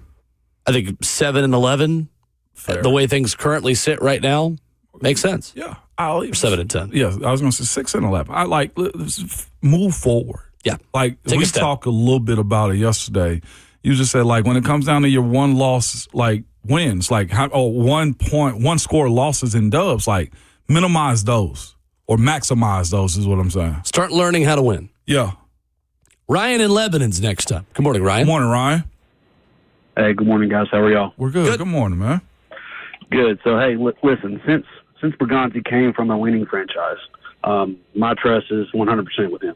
To answer, for your first question, And so the whole thing, like, there's a football side of ways and there's a front office side of ways, and he's doing it the right way. And Kansas City's been doing it the right way for the past 8 to 10 years. And I want to hang up and listen and get your thoughts on that. You guys have a great day. Tighten up. Thank you, Ryan. Appreciate the call. I think there are a lot of people that come from winning organizations who don't necessarily take that next step when they become the guy. I mean, to be fair, Rand Carthon came from a winning organization and did not have success in his 2 years as general manager, despite seeing things done the right way in San Francisco. Chad Brinker was in Green Bay his entire football life as an NFL personnel person, and ultimately has to leave with the stain of a lot of losing. Right. To me, it's less about Borganzi just being in a winning organization. It's more about the draft class that he put together this past season. Finding a first-team All-Pro player in Chimere Dike on day 3 of the NFL draft. Yeah. Having guys that did not look out of place, did not look out of their depth when they were brought into the lineup this past season. I think Cam Ward showing the development that he did. Kevin Winston Jr. flashing in the way that he did when he was out there. Elikiah Manor leading your receivers in production this past season, albeit a not perfect season, but good enough to give you some hope in that, hey, this organization and this front office, the way it's currently put together, knows how to draft. No draft class is ever graded on 1 year. They're going to have to continue to improve and continue to produce the way that they did this past season.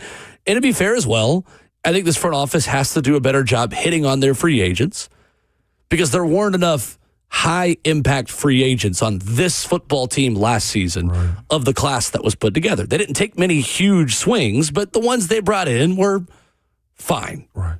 There wasn't a major impact made by a free agent that was brought in by this organization last year. Dan Moore was up and down at left tackle. You had Kevin Zeitler at right guard that was just kind of a bridge, who was fine. Cody Barton was a fine inside linebacker, but there wasn't a major superstar. But I also think that's the way that this organization believes that this is going to have to be done. Anyone in this league will tell you, Ramon, and you know it as well as anyone, the way you really rebuild and fix things is by drafting good football players. It's not by spending the most or the best amount of money in free agency. That being said, like, they were far from what New England did in free agency. No doubt. And New England wasn't good either in 2024. New England hit home runs. Yep. Titans hit a lot of singles.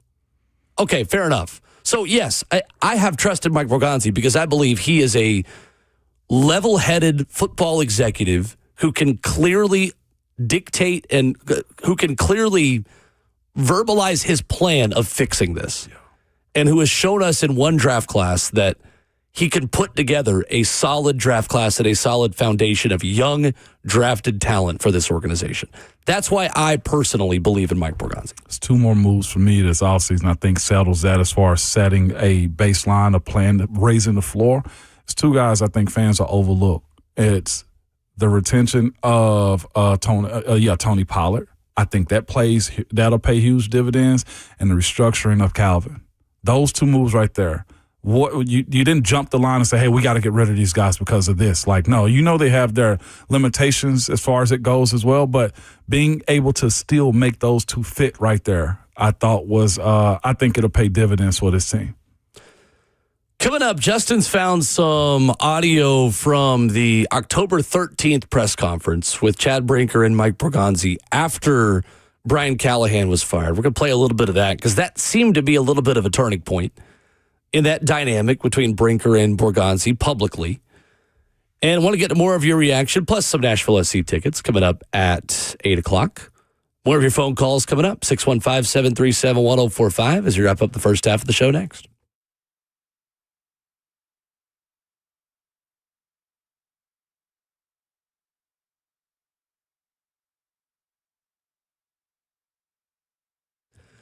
Hanswell Bowling Fleet Feet Nashville has been putting me in shoes since I was in high school here in Middle Tennessee. As a former Division I distance runner and now just as a hobby jogger, Fleet Feet Nashville has met all of my needs. When I was competing and running 70, 80 miles a week, and just now when I'm trying to run 3 to 5 miles a week. Fleet Feet Nashville is more than a running store. It is a resource and community hub for runners and walkers of all ages in all experience levels. And here's what they offer to everyone: personalized shoe fittings. Their advanced 3D foot scanning technology is amazing. It measures each foot's unique shape in stride, and the expert team at Fleet Feet Nashville is going to have options ready for you that fits your foot. And maybe you've wanted to go to that big store, you get those new shoes, you feel like $1,000,000, but maybe you're doing more harm than good because you're not in the kind of shoes that fit to your foot and fit to your specific needs. Fleet Feet Nashville has all the big brands, and they are conveniently located across Middle Tennessee. Green Hills, Brentwood, Cool Springs, Hendersonville, Mount Juliet, and Murfreesboro. Go by and see them and check them out online. That's Fleet Feet Nashville at fleetfeetnashville.com.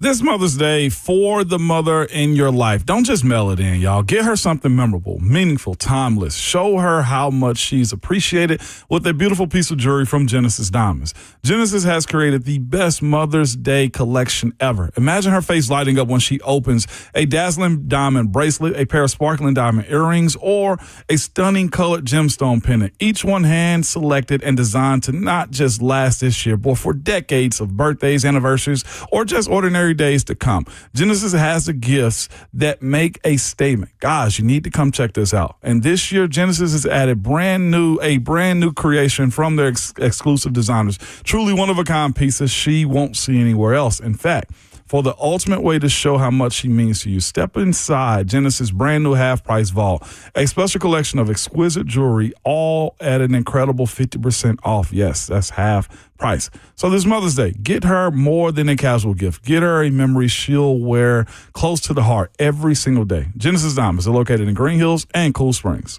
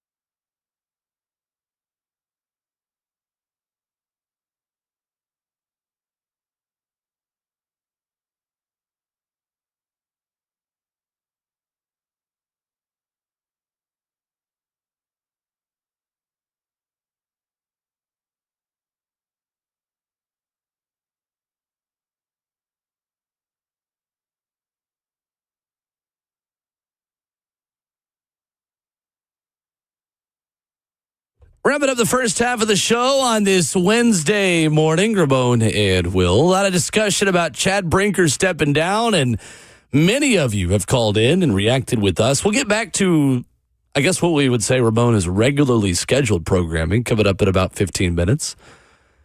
As Dave Ziegler spoke yesterday and said some interesting things about the near-term, the short-term future of the Titans. We've been talking more long-term stuff this morning.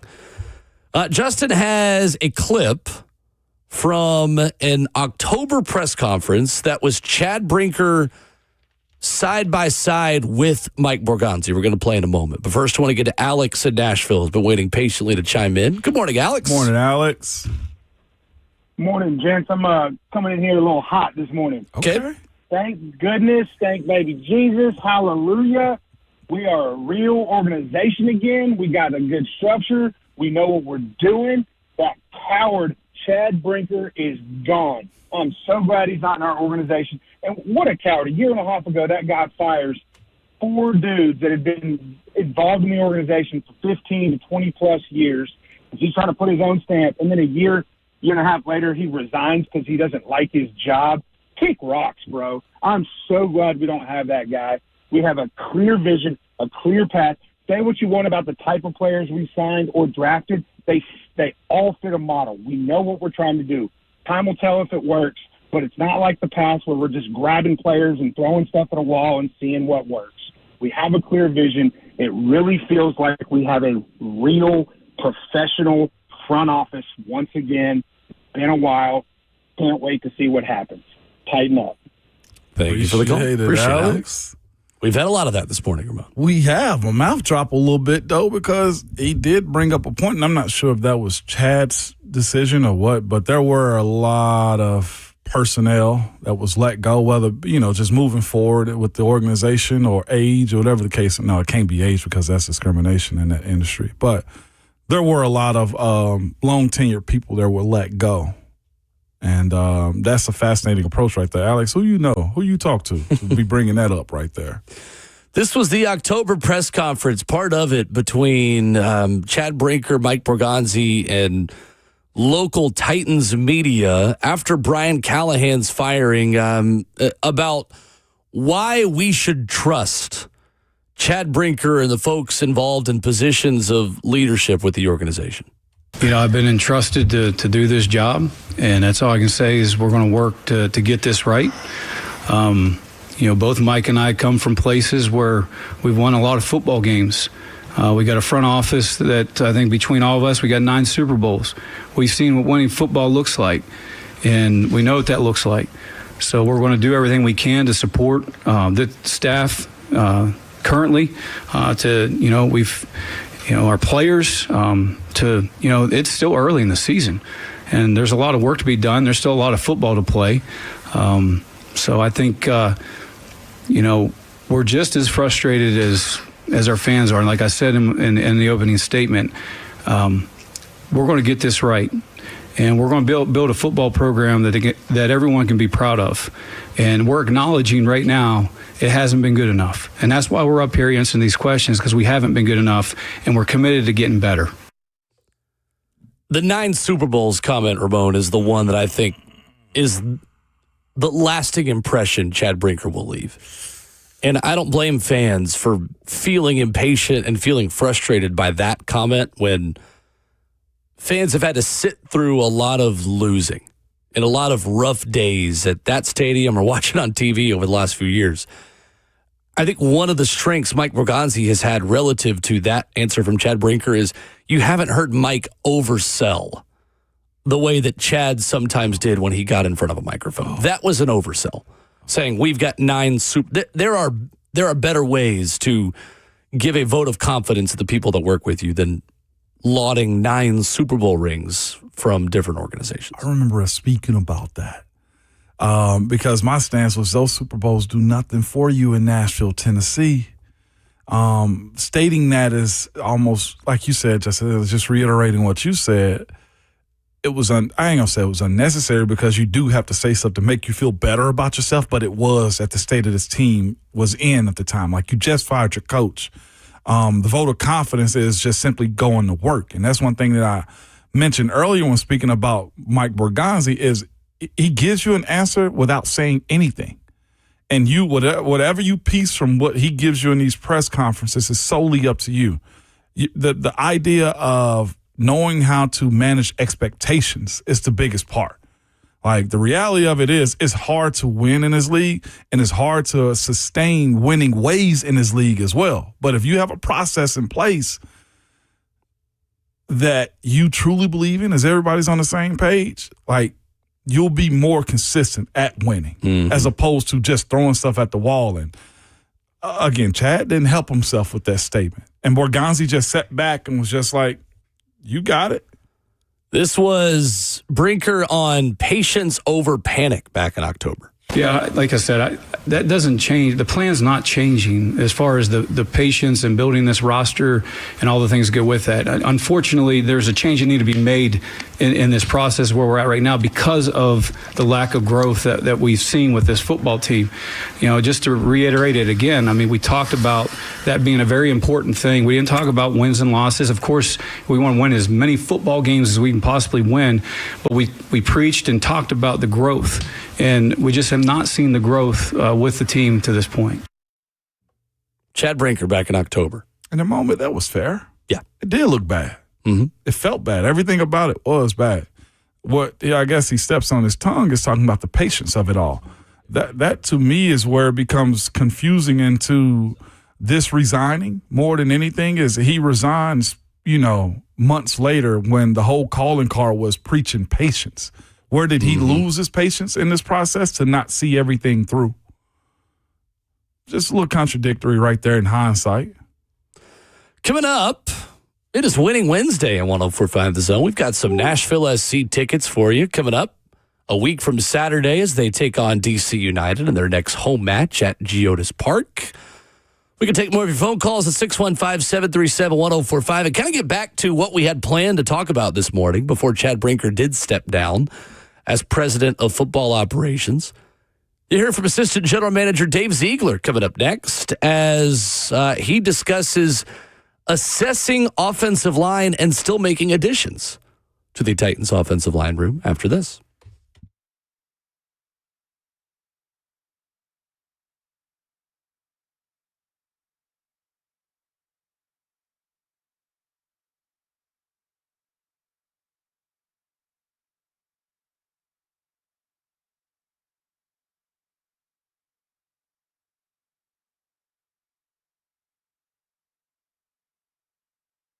Springtime is allergy time, unfortunately. Maybe you've been like me and you've been dealing with it already. Carpet is the number one air filter inside your home. And Zero Res is going to make sure that you are taking away as much of those germs and taking care of your air filter the best way that you can in your home. Carpet filters out those airborne particulates, the pollen, the bacteria. And Zero Res has a deal for you right now as well. 2 carpeted rooms plus a hallway for $129. And you can also save $50 off air duct cleaning right now. Zero Res gives you a smarter, lasting clean. No harsh chemicals, no soap residue, faster dry times. Everything's going to stay cleaner longer. And you get the great service as well. That's got rave reviews from nearly 5,000 Google reviews, nearly 1,000 Facebook reviews as well. Check them out online at ZeroResNashville.com or call Zero Res today to schedule an appointment at 615-535-9376. That's Zero Res. Spell it backwards or forwards. It's the right way to clean. And don't forget to ask about their air duct cleaning.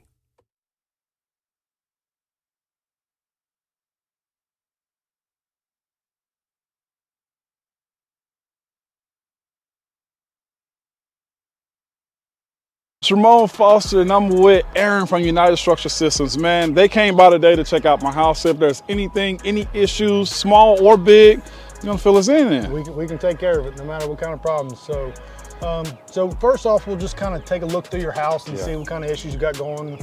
Cracks in the brick, cracks in the drywall, weird spots in the floor, doors sticking, windows not opening properly. Once we identify those areas, we're going to do a thorough inspection around the outside, make sure there's no issues going on with that. And then once we look over it, we'll talk about what's going on, and hopefully we ain't got no issues, and then we'll go from there. Let's go. Let's go.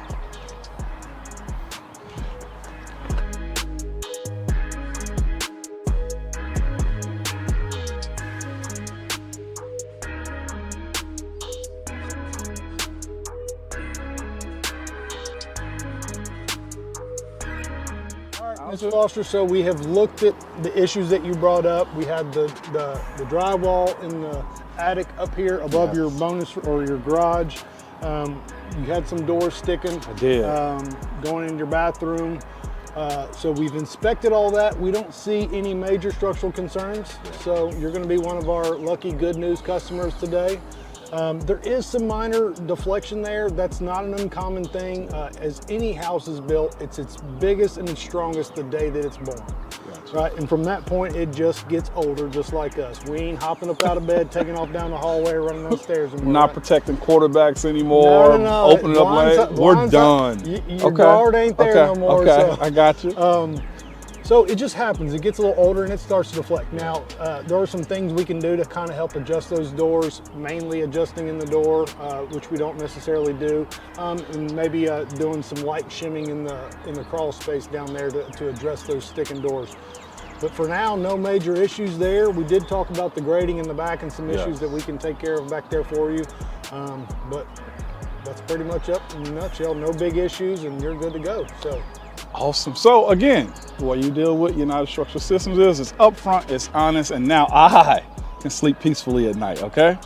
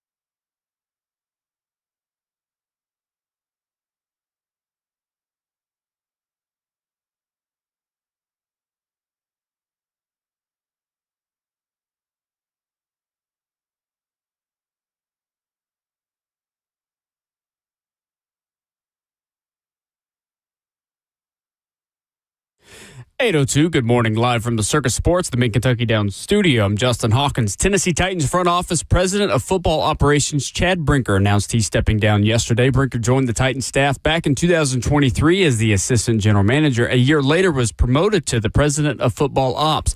Yesterday, Brinker in a statement said, quote, "It's been an honor to serve as the president of football operations of the Tennessee Titans. Over the years, I've understood and embraced my role as the leader of the football strategy. But as I've spent less time in personnel, I've renewed conviction that it is time to return to what I love and move towards my next chapter. Nashville Soccer Club, after an hour delay last night due to weather, took their first home loss of the year to Tigres 1-0 in the first leg of the CONCACAF Champions Cup semifinals. Nashville will travel to Mexico next Tuesday, May 5th for the second leg, but next up for Nashville, they return to MLS play this Saturday as they are on the road to face the Philadelphia Union with a first kick at 6:30 p.m. Central Time. For all your foundation repair and waterproofing needs, you got to go to USSTN.com. Breaking news at once on your home for the Titans and Vols. This is 104.5 The Zone.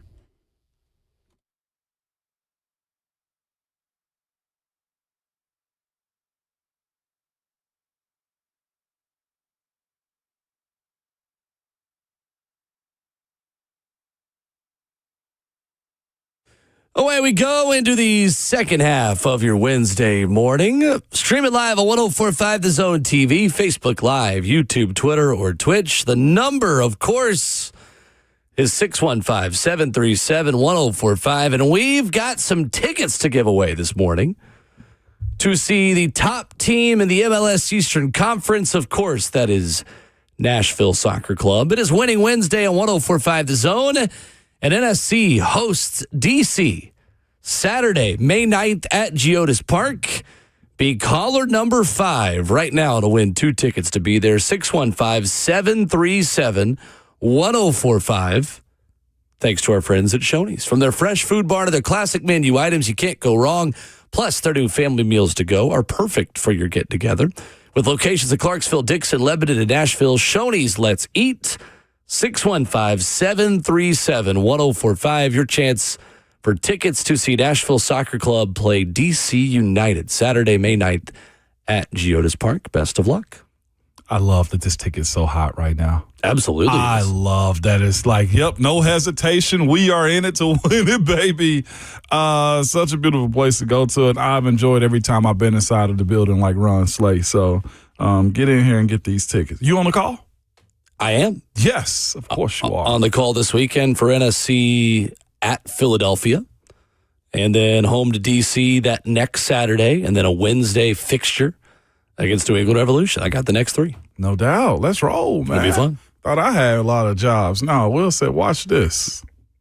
If you're watching soccer, that's this I'm watching. And you got track coming up again. I do. Ooh, by the way, shout out my baby boy. He got a big track meet coming up this weekend. Yeah. It's to set him up if he gets, I think, what is it, top 2 on this one? Okay.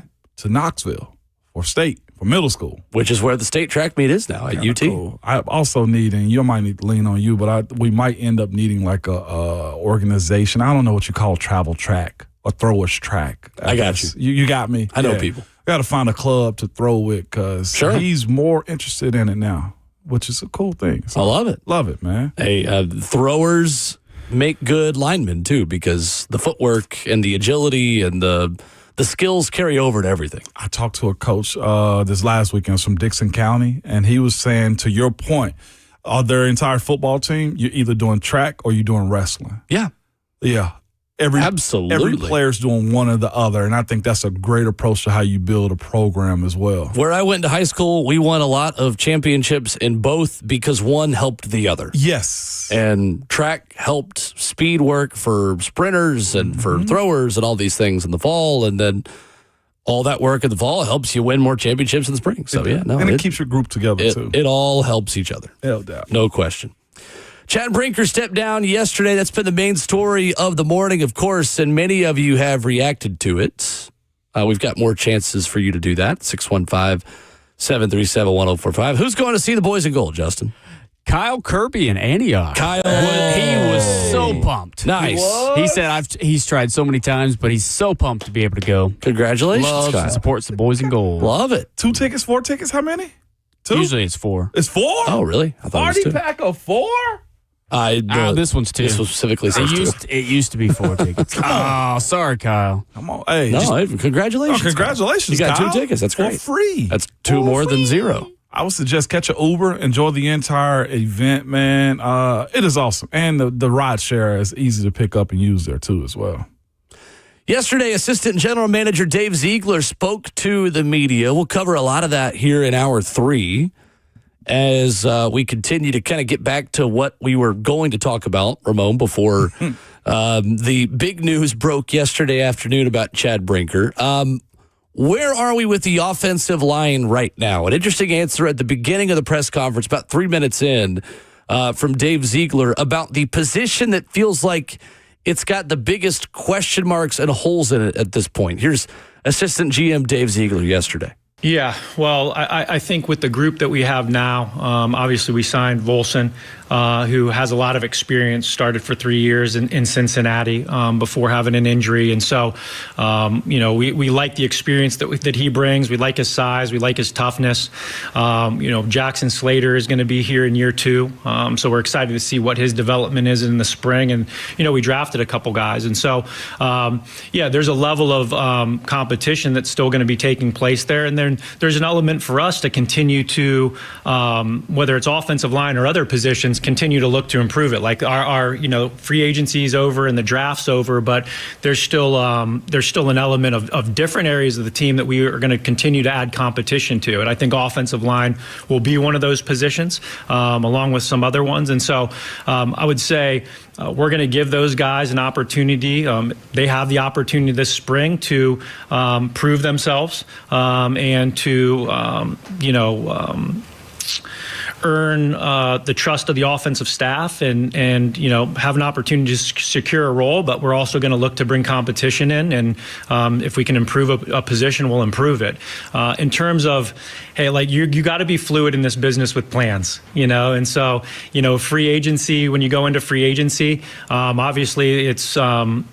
People have different options, and there's money involved, and things of that nature. So, the chips fall where they fall, and you got to make the decisions that you make to bring the players in. There's a lot of different moving parts in free agency because you're talking about cash and money, and we signed a lot of players, and then the draft's the same way. Like the draft falls the way it falls, and so ultimately we're excited about the group that we have, but understand we're going to still look to bring competition in there also. Assistant General Manager Dave Ziegler, Ramon, speaking yesterday. Sounds like the additions are not yet done on the offensive line. They're not. And of course, the biggest part I took from it, he's trying to facilitate an arena of competition, too. The other part, as well as, he brought up Cordell Volson, but there's other guys on this team that's got veteran experience and have been around the league for a while, too. Former Cincinnati lineman, the last place he was with, Trey Hill's got 4 years in his league. He's a former Georgia offensive lineman, drafted in the 6th round a few years back. You look at Austin Slopeman being a part of it as well, the amount of veteran guys that are around. The one thing I am noticing that they have a track record with, for the most part, and he mentioned it in his setup right there, is all of these guys got size. Not that it matters, but I do think if I could paint, I guess, the tea leaves on this one, they're going for a ground and pound type of era again. To beat you into a pulp is kind of the way I see it. And most defensive-minded head coaches, they do believe in slow grinding it out.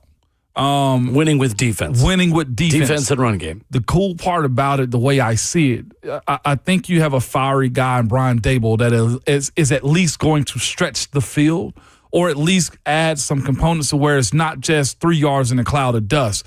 I remember specifically being under Bruce Arians, and that was him. I remember watching a conservative-ish head coach and Coach Tomlin wanting to manage it, and Bruce Arians and Ben Roethlisberger's like, no, we're going to air this thing out. And it creates balance to your team.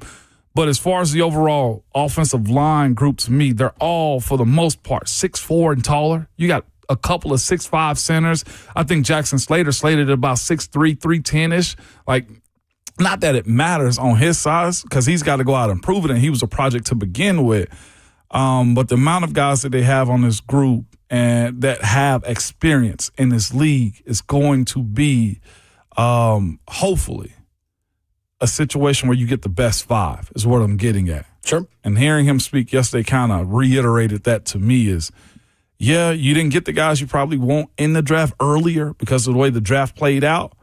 But the amount of guys that got experience and competition right now is to be noted.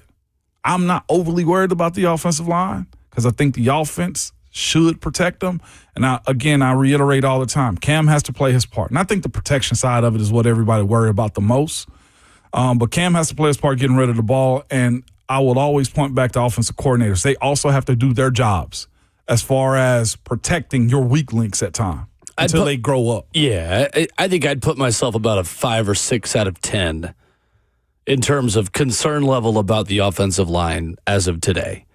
There's just a lot of time to figure out more and to sign more help.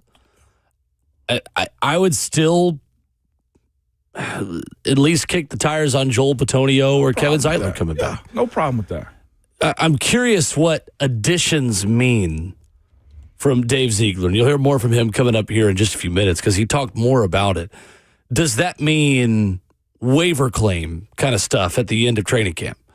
Does that mean undrafteds you're working out and bringing in and seeing if anybody could stick? Does that mean someone with the profile of a starter, like Joel Bitonio, the former guard of the Cleveland Browns, or Kevin Zeitler, who was the starting right guard here last year? I think it remains to be seen what exactly he's talking about, because adding to the offensive line could mean any number of things and any number of players, Ramon, with different levels of experience. And you just need bodies. Every team is searching for exactly what you just mentioned. Who's got the best, most dominant 5? And the part of it is, though, too, I do feel like this is the Joker scene from Batman Rises. Like, legitimate, like, put everybody in a room and make them fight for those last 2 spots, even including Austin Slopeman. Right. Let's go back to the phones where Mike in Cleveland wants to chime in on Chad Brinker. What's up, Mike? What's up, Mike? There it is. People. How we doing? Yeah. Oh, I'm doing good, man. Hey, guess what, Moan? Guess what? What? Bro, it's my anniversary, dog. Hey! Congratulations, man. Happy anniversary to you and Boo Thang. Yeah. Thank you, bro. You know, you always been there supporting and showing us love and stuff. So I wanted to tell you that. And also, Will, I hear you got jobs like, you know, that Jamaican skit on In Living Color, bro. So, you know, what's up? You got an anniversary gift for us? You know, you gonna let us hold it, bro? I know you got it. I don't even know where to begin, Mike. He want to give. Hey, Mo know how to contact me so you can get your gift to me. All right, homie? How about this? My gift to you, I won't hurry you off the phone this morning. You take as much time. Okay. Promote the album one more time. That's my gift to you. Hey, man. Okay, Spirit Bread by Just Mike, JUSTMIC, on all streaming platforms. Go ahead and find your favorite song, and you can, wherever you are at on social media, go ahead and tell me what you think of the album and let your people know, too. Thank you, man. If you're hungry this morning, fill yourself with some Spirit Bread by Just Mike, wherever you download That's music. right. Ooh, come on, Will. Come on with the promo. That's why y'all my people. Boy, and we didn't know it. We got you. Yeah. That's a promo, hey, all Mike. right. I know, man. I need to save that one for real. But yo, with the Brinker thing, let me just say this real quick. I wonder if Brinker sat back and thought about, hey, if this don't work out, I'm the fall guy. So let me go ahead and make my way to the door before, you know, not to say he could see, oh, this ain't going to be a good fit. This ain't a good team. You know, obviously, you know, he was our villain. You know what I mean? It was a Batman show. He was the Joker. He was the Snake. He was Jake the Snake to us. So, you know, I just wonder if he sat back and he just thought, look, I'm unhappy doing what I'm doing for this organization. If this don't work out, I'm the fall guy. I'm the next head on the block. Let me back my way out. And I'm happy for it. I'm glad that we got a much more traditional organization. We know who to look at for good times, and we know who to look at for bad times. So I appreciate y'all, man. Love you to my wifey, and I love y'all too, man. God bless. Love you, Mike. Be safe on Mike. the road, man. Appreciate the call. That was a great promo right there by you, Will. Thank you. That was solid. Happy anniversary. Interesting question, though, on Brinker and the timing of his resignation, Ramon, because it did feel like, in terms of the accountability, and again, I think Mike makes a valid point. If things were to go south again, Chad Brinker was probably next in line to be held personally accountable for it. And moving on now in a way that allows you to do personnel again and be more of a football person and less of an operations person, while also controlling the narrative of your own exit, at least publicly, seems like a win-win for all parties in a role that I think, Ramon, became a little expendable once Mike Borganzi was promoted to having final say on this roster. No doubt. Y'all make the point. Like, he did it on his own terms. That is huge right there. I wouldn't have left the bread behind. I'd love to have a buyout if I was him. So I do. Hopefully he didn't leave Spirit Bread behind him. Now available on all streaming platforms. Boy, you cold. You cold. Chad might need to listen to Spirit Bread this morning, man. Hallelujah. Love. It's a gospel album for the people that was wanting the gospel rap album. I listened to it. It's actually really good. But to your point about him controlling his narrative, that to me is the biggest part of it all. Somebody just wrote in the chat right here as a troll account using Chad Brinker's name. I won't say the name of it, but he says if Cam stinks, it's going to be bad. Like it does, which I will say for everybody. It's bad for everybody if that's the case. A lot Chad of pressure on a quarterback that's drafted number 1 overall. The head coach, GM, I mean, all of it. No Offensive doubt. coordinator and all. No doubt. Chad, the best thing that he did was create his own narrative. The question is, where does he go? If you're looking at John Eric Sullivan in Miami, like I will say this, I've learned some people reset their clocks as far as being hired and fired.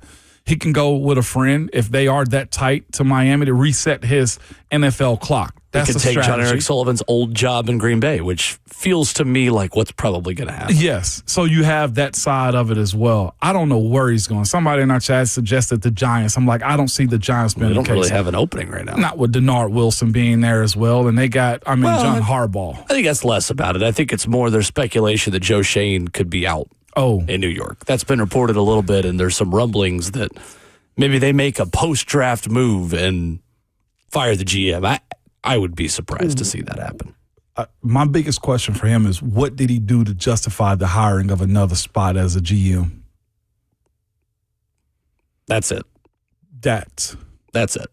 He's not a GM candidate for me at this point. I think he is suited for the job that he had in Green Bay, and my guess is that's probably the job he'll have again soon. Understood. Coming up, more from Assistant General Manager Dave Ziegler yesterday. What was the plan in improving the offense this offseason, and have they followed it the way they originally mapped it out?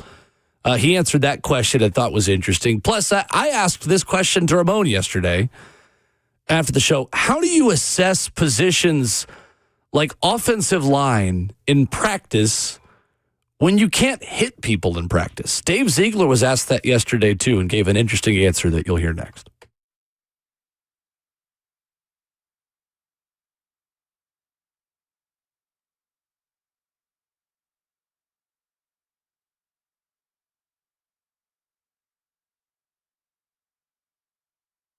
Buying or selling a home in Nashville is tough. It's a hot market. Everyone wants to move here.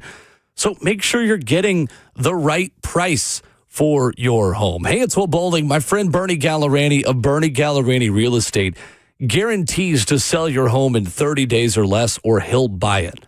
There's no risk to you. Maybe you've been thinking about taking that leap of faith. You found that property that you love, but you're stressed about getting the right price for your home. Well, that's where Bernie steps in, because he's not that big national agent that doesn't care about you, your goals, or Middle Tennessee. You can trust Bernie Gallerani because Bernie Gallerani offers you an area code of 615. And that matters, right? 615-428-2644. That's Bernie Gallerani's cell phone number. He's so confident about his ability to help you, he's given it out here on the radio. 615-428-2644. Bernie Gallerani will take care of you, and he'll get you that best price for your home. He guarantees to sell your home in 30 days or less, or he'll buy it. Learn more about Bernie's guaranteed sale program and the services he can provide you online at BernieGallerani.com. That's Bernie Gallerani Real Estate, online at BernieGallerani.com.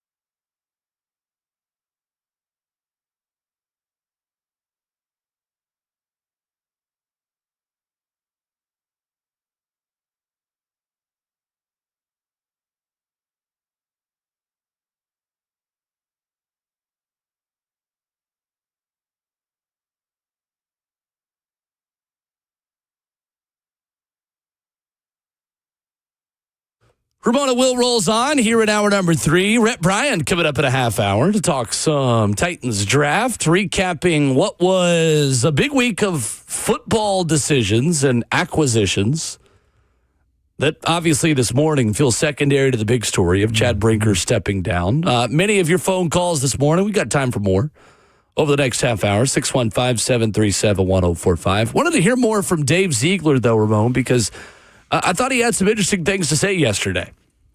Assistant general manager of the Titans, former Raiders general manager, one of the many highest-ranking football executives of the past who are here supporting GM Mike Borganzi in the present, asked about what was the plan in improving the offense, and do you feel like you were able to achieve what you wanted to achieve this offseason? I thought this was an interesting answer. Well, I think we wanted to add some weapons for the quarterback. I think that was a priority, and I think we came away, doing that. Obviously, add some different pieces to the receiver room, to the tight end room. So that was important, and continuing to strengthen the offensive line. And like I said, I think we're continuing to work on that process. We like some of the guys that we have, but we're going to continue to add competition to that room. So in a nutshell, on the offensive side, I'd say it's those two things. Was receiver prioritized over offensive line in that way?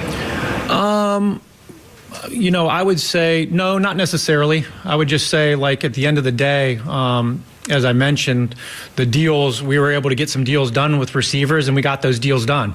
There was other deals that, we were looking into, and other players that we were looking into that just kind of didn't fall our way, or people made other decisions. And so you kind of, you regroup and you stay fluid, and you got to move on. So I wouldn't say it was anything like a prioritizing thing. It was more just the way the chips kind of fall sometimes.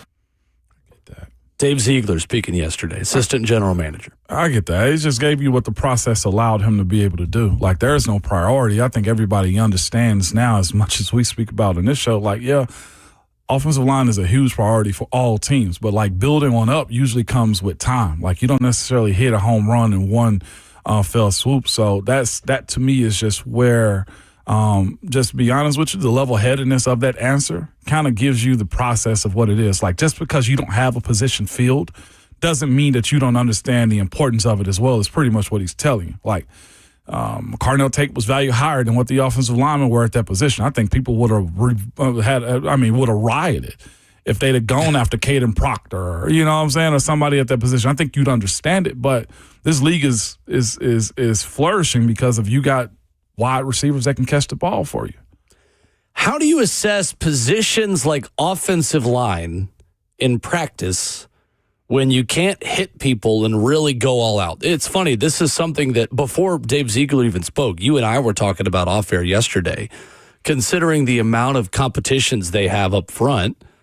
What can you really learn this time of year and leading up to the season? This was Dave Ziegler's answer to that yesterday. I'd say, obviously, when I first started, in the league, and you had two-a-days today, full pads, and you're right, there was more reps and there was more opportunities to see those guys in combative situations to really get a feel. But I don't feel like it's to the point here where you still can't have a camp battle and you can't get good work in. I think through the preseason games, through the joint practices, through what we do here just on a day-to-day basis, I think you can get a good feel for that. And again, I'll go back to the joint practices.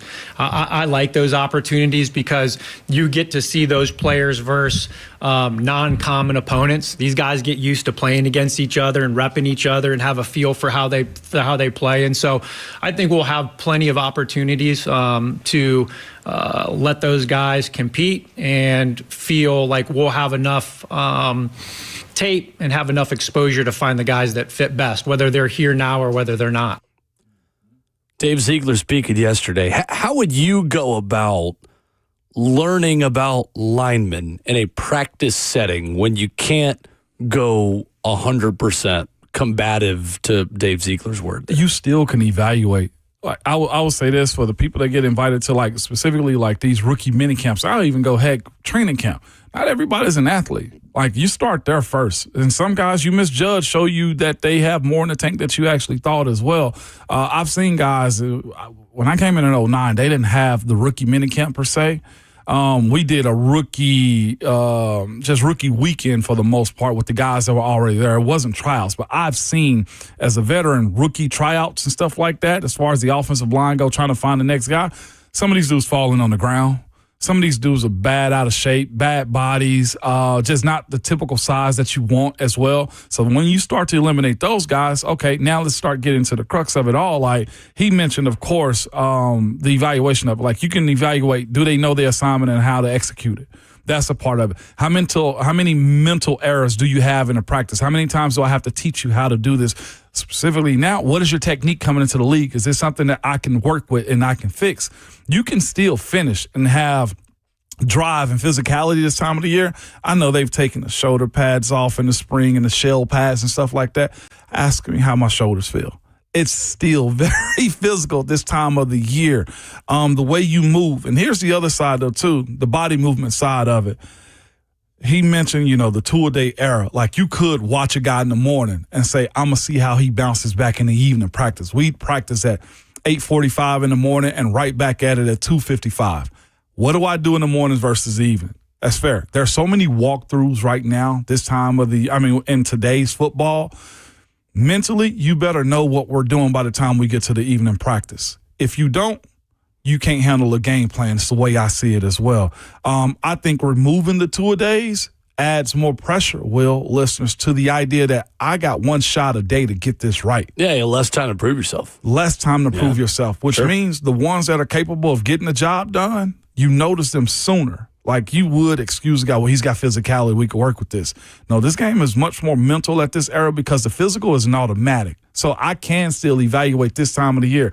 The worst part for an offensive lineman, stand on the ground or how quick you move. Like, that's one thing this time of the year does do for guys. The defense is going to run stunts up front. They're going to run TTs, ETs, TNs. They're going to run cross dogs. There going to be corner blitzes. How do you react and pick up the assignment? Because we've walked through it. We went back to meetings. We had a pre-practice walkthrough again. We had an offensive line work through before we got to the team period, and you still messed up? Give me another one. I'm going to go shopping. That's just kind of how it goes. That's as brutal as it get. If you can't pick this up the first 5 times we've done it before practice, I'm going to go find me somebody else. And they got to find somebody a right guard, because right now it feels like there are 3 players competing for one spot. Beautiful. The way things are currently constructed between Cordell Volson, the veteran from Cincinnati who was hurt last season with an injury, Jackson Slater, last year's 5th-round pick, and Fernando Carmona, this year's 5th-round pick. Pat Coogan, I'd say, has an outside shot. I would expect him to be center 2. Yeah. More so than in competition for right guard 1. But I would also say that Jackson Slater's in contention at center, and that all of those guys, outside of maybe Carmona and Volson, who feel more like guards, are going to have the ability to compete at both of those spots. Mm-hmm. The biggest attribute that they can show the team right now is legitimately this: the more you can do. Yeah. Who can do both? So you'll have 7 on game day. Yeah.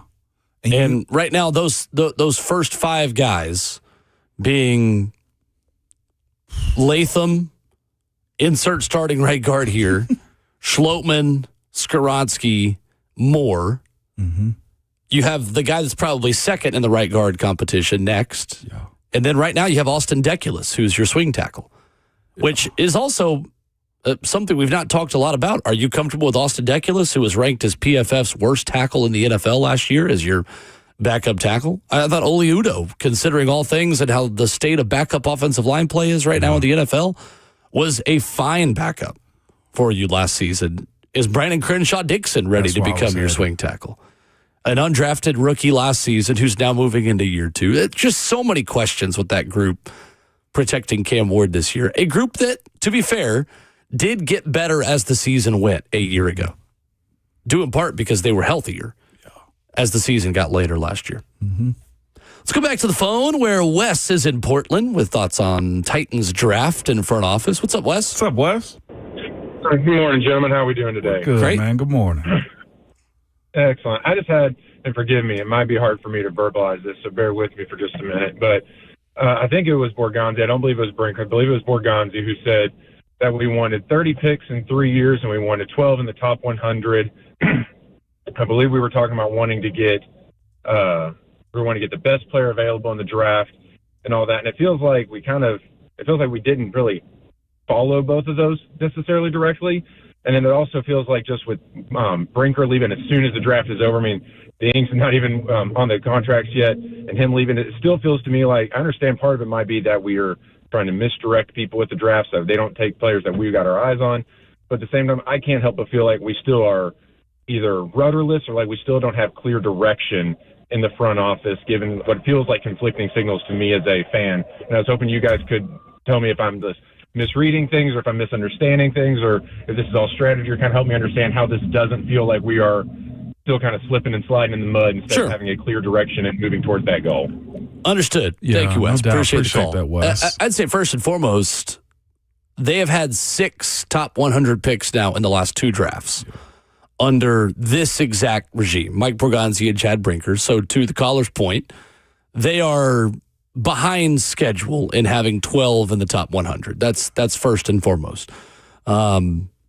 Part of what brings you picks in the top 100, Ramon, is by playing the compensatory pick game. That's true. And not being the highest spender every year in free agency and having your guys be signed elsewhere and be given so much money that you earn picks back in return. And the top level of those being right at the beginning of the 4th round into the 3rd round, that pick 100 level. The Titans originally had the first pick of the 4th round this year, which ended up being traded like 3 times, which was 101. Yeah. So until you have enough draft picks that allow you to have a good football team where other teams want to pay your players, you're going to have to spend in free agency, which negates your ability to get compensatory picks. No doubt about it. That first and foremost is kind of the hindrance. Secondly, though, I'll disagree with what Wes said, though, because I think the Titans have a clear type and identity. Mike Borganzi's shown us what his type is over the last 2 years. They want high-character guys who were team captains, who played at big schools, and a lot of them who were 4- and 5-star recruits coming out of high school who have that athletic ability, yet also have very high competitive character. No doubt. It's not the case everywhere. That matters here for this organization. I think they do certainly have a type, and I think they've been pretty consistent with it. And though, too, just to go to Wes's point, too, about like getting the best players as well, I will say this, where this team is at, I thought the players that you picked, let's go specifically the first round, the 2 first-rounders this year, Wes, what I would tell you is like the resetting of accumulating talent might start with Carnell Tate.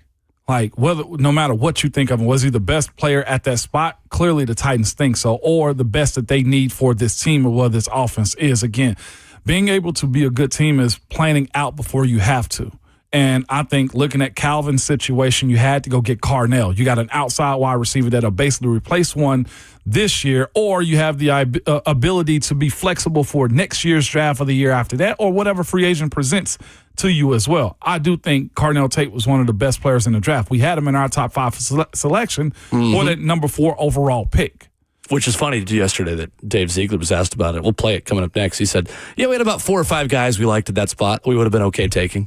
And we told you there were 5 guys that you would have been okay taking there. No doubt about it. Over and over. And how we view it as people that follow this team and fans of this team is different from the way they view it as well, Wes. Is always the point of, I guess, the main topic of it to me is that part. Like, our perspective is different from theirs. And I do legitimately look at the Tate draft as this guy you're paying for basically a number 2 at this point. You just jumped the line as far as what his salary is, because I'm hearing people complain still about the Jeremiah Love side of this.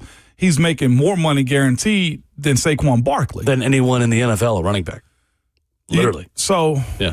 That is a doable contract, whether he makes a Pro Bowl or All-Pro or not. I think you got a solid wide receiver. You got a premium position with your first-round pick. Who helps your quarterback. Not trying to make you feel good about it, but that's still a high-caliber pick with what they said they were going to go after. Every single pick the Titans have made under Mike Borganzi has been from a power conference except for one. They have a type. Jackson Slater is the one pick they made that was not from a power conference school. But you go down the list. I mean, really, there's a Power 2. And their picks have been from the Power 2. Yeah. Ohio State, Auburn, Texas, Arkansas, Penn State, Indiana, Oklahoma, the Power 2 teams. Then you got a guy from Baylor this year. That's 90% of your draft class. Quarterback from the ACC. Last season, in Miami, I would consider as kind of an honorary SEC Big Ten team, considering how they've competed. Right. Miami, UCLA, Penn State, Florida, Texas, Stanford, ACC. Still feels weird. Sacramento State, California, Michigan. They've got a type. They want team captains on Power 4 teams. They have direction. It's just going to take a little bit longer for those drafted players to become starters across the board to where you can see that direction on the football field. Coming up, we'll play you what Dave Ziegler had to say yesterday about the Carnell Tate versus Arvell Reese debate after this.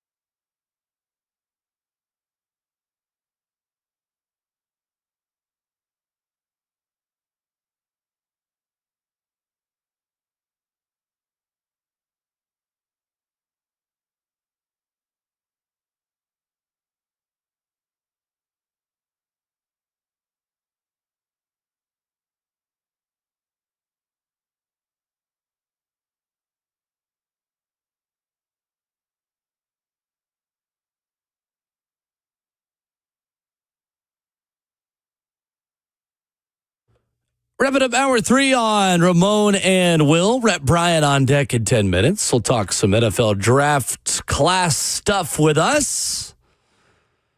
Ramon Foster and Will Bowling. Dave Ziegler spoke to the media yesterday. We've been running through this and obviously reacting to the big news of the morning that Chad Brinker is stepping down throughout the show. And I thought this is interesting about the process of choosing between Carnell Tate and Arvell Reese with the 4th pick. Dave Ziegler yesterday. You know, I think at the end of the day, what you're looking for almost any time you're making a pick is you want to have a consensus as an organization on what the vision for the player is and how they fit, whether it be into your offense or into your defense, and what that looks like. And you want to have everybody have a good vision of what that is and feel comfortable with that vision is. And at the end of the day with Carnell, we just had a very good, I think there was a consensus vision on what he's going to do, where he's going to play, how he's going to fit in, and what he's going to bring to this team. So the fact that we were comfortable with that, I think led us to Carnell. And we're excited about what he does. You know, he's a receiver that can win at all 3 levels of the defense. You see him stretch the field. I think the unique thing about Carnell, too, is for a guy that's 6'2", he's a guy that can separate in a short area. He can run the majority of the route tree. And so what that means is you get a player that can also be productive on 3rd down. But then you have this catch radius and the size and big hands where you see him show up in the red zone. And so that's what I think is unique about Carnell is that a lot of times you get the bigger, taller, linear receivers. They're more like, I call them 1st and 2nd down guys. They're not productive on 3rd down because they don't have the route tree to do that. Or you have a bigger guy that doesn't consistently play big at the catch point. Carnell checked a lot of those boxes in that way where we're feeling we're really getting a complete 3-down player that can contribute on these critical downs and these critical situations, 3rd down in the red zone. And so for us, having that vision, seeing that consensus, he was a clear guy for us to take, and we were excited about it. Dave Ziegler yesterday, and someone who needs a cough drop in the Titans media corps as well. It was. He mentioned his size and measurables and stuff like that. This is where it do play a part in it because, as he said, you have some big guys, some 6'4", 6'5" guys that don't play as big or don't have the range or an natural instinct to go get it, and Carnell does possess that. His hand size, he's got 10 1/4 inch hands as measured at the combine. Big old mitts. Big mitts, man. And you see them in the way he catches the ball. I'll reiterate again, if you want to learn about your first-round draft pick, go look at his tape because everything that he said right there, Ziegler, like it shows in his tape as well.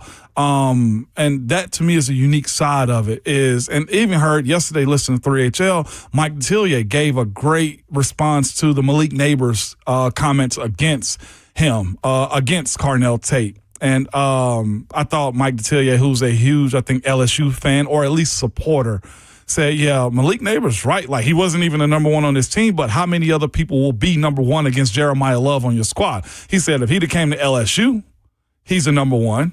Tennessee wanted him as a number 1. I think if he goes to Georgia last year with the help that they needed, he's a number 1. There's not many places that Carnell Tate would have gone besides Ohio State where the conversation of him being a number 2 would play a part in the fact that he stayed and wanted to keep that challenge of defining a role for himself and was very much accomplished at Ohio State. Shows what you're getting in Nashville, if you want to look at it that way. I'll take it further. There are 2 schools where Carnell Tate is not the number 1 receiver last year, Ohio State and Auburn. Facts, okay. That's it. That is it. It's Cam Coleman at Auburn last season, who's now at Texas. Yep. And it's obviously Jeremiah Smith at Ohio State. That's not a deal breaker to me. I think it's something to be overcome in that you are now the focal point and you're now the top guy on the whiteboard that defenses are trying to take away. Mm-hmm.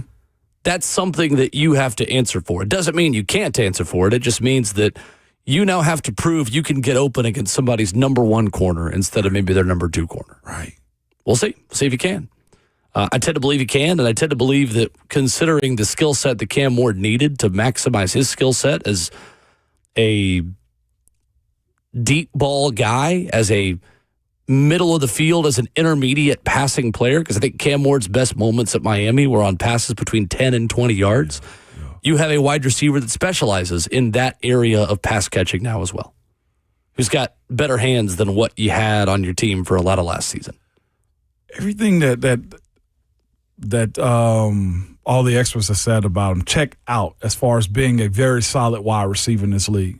The star that he turns into is going to work both ways. It's going to work on the development and advancement that Cam Ward has in his game. It's gonna show his head, determining if Carnell Tate can aggressively turn into a diva, and I mean that as a term of endearment. Like, those guys want the ball. Will he be a go-get-it every single series type of wide receiver? Do they open up series with him? Does he have the ability to grow? Because ones don't just happen. You got to show and prove that on your side as well. Can he still get open in the NFL and separate? And I think the biggest part of his game is getting some yards after catch. That's where he's going to separate himself and be more of a dynamic superstar in this league. That's what separates him. It's where he has to take a step. Yes. Because that was not his strength at Ohio State. Was not. Run after catch ability. No. You got to give either elite possession receiver ability, and or you have to, I mean, as a number one, you kind of got to do both. You also got to make some guys miss sometimes. No, you do. I think the vision for Carnell Tate is be DeAndre Hopkins. I agree. Good luck. Go get it. But, I mean, you're a top 5 draft pick. Like, the expectation is you're DeAndre Hopkins when you're picked top 5. That's also predicated on Cam. It is. It plays. Give him a chance. Give him a chance. Give your receiver a chance. Absolutely. And on the offensive line to give Cam long enough to give Carnell a chance. That's the other part of that. Rhett Bryan joins us to break down the draft class coming up next.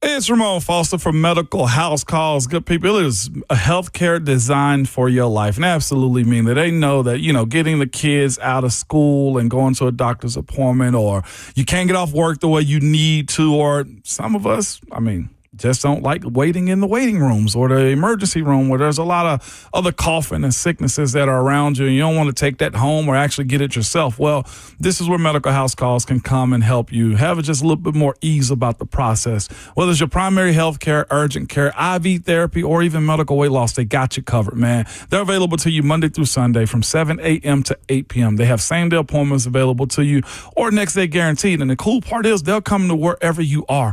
You call them and set an appointment and say, hey, I'll be in Hendersonville. Hey, I'm in Murfreesboro. Hey, I'm in Nashville. They will come directly where you are. And I think that is the coolest part of what they're offering you right now. But it's not just that. They have professionals on hand to get you sicknesses, if you have them, infections taken care of. You can even get your in-home labs taken care of as well. I'm here to tell you this is where you need to go if you want the concierge brought back to you as far as medicine goes. MedicalHouseCalls.com or call or text them at 615-838-2375.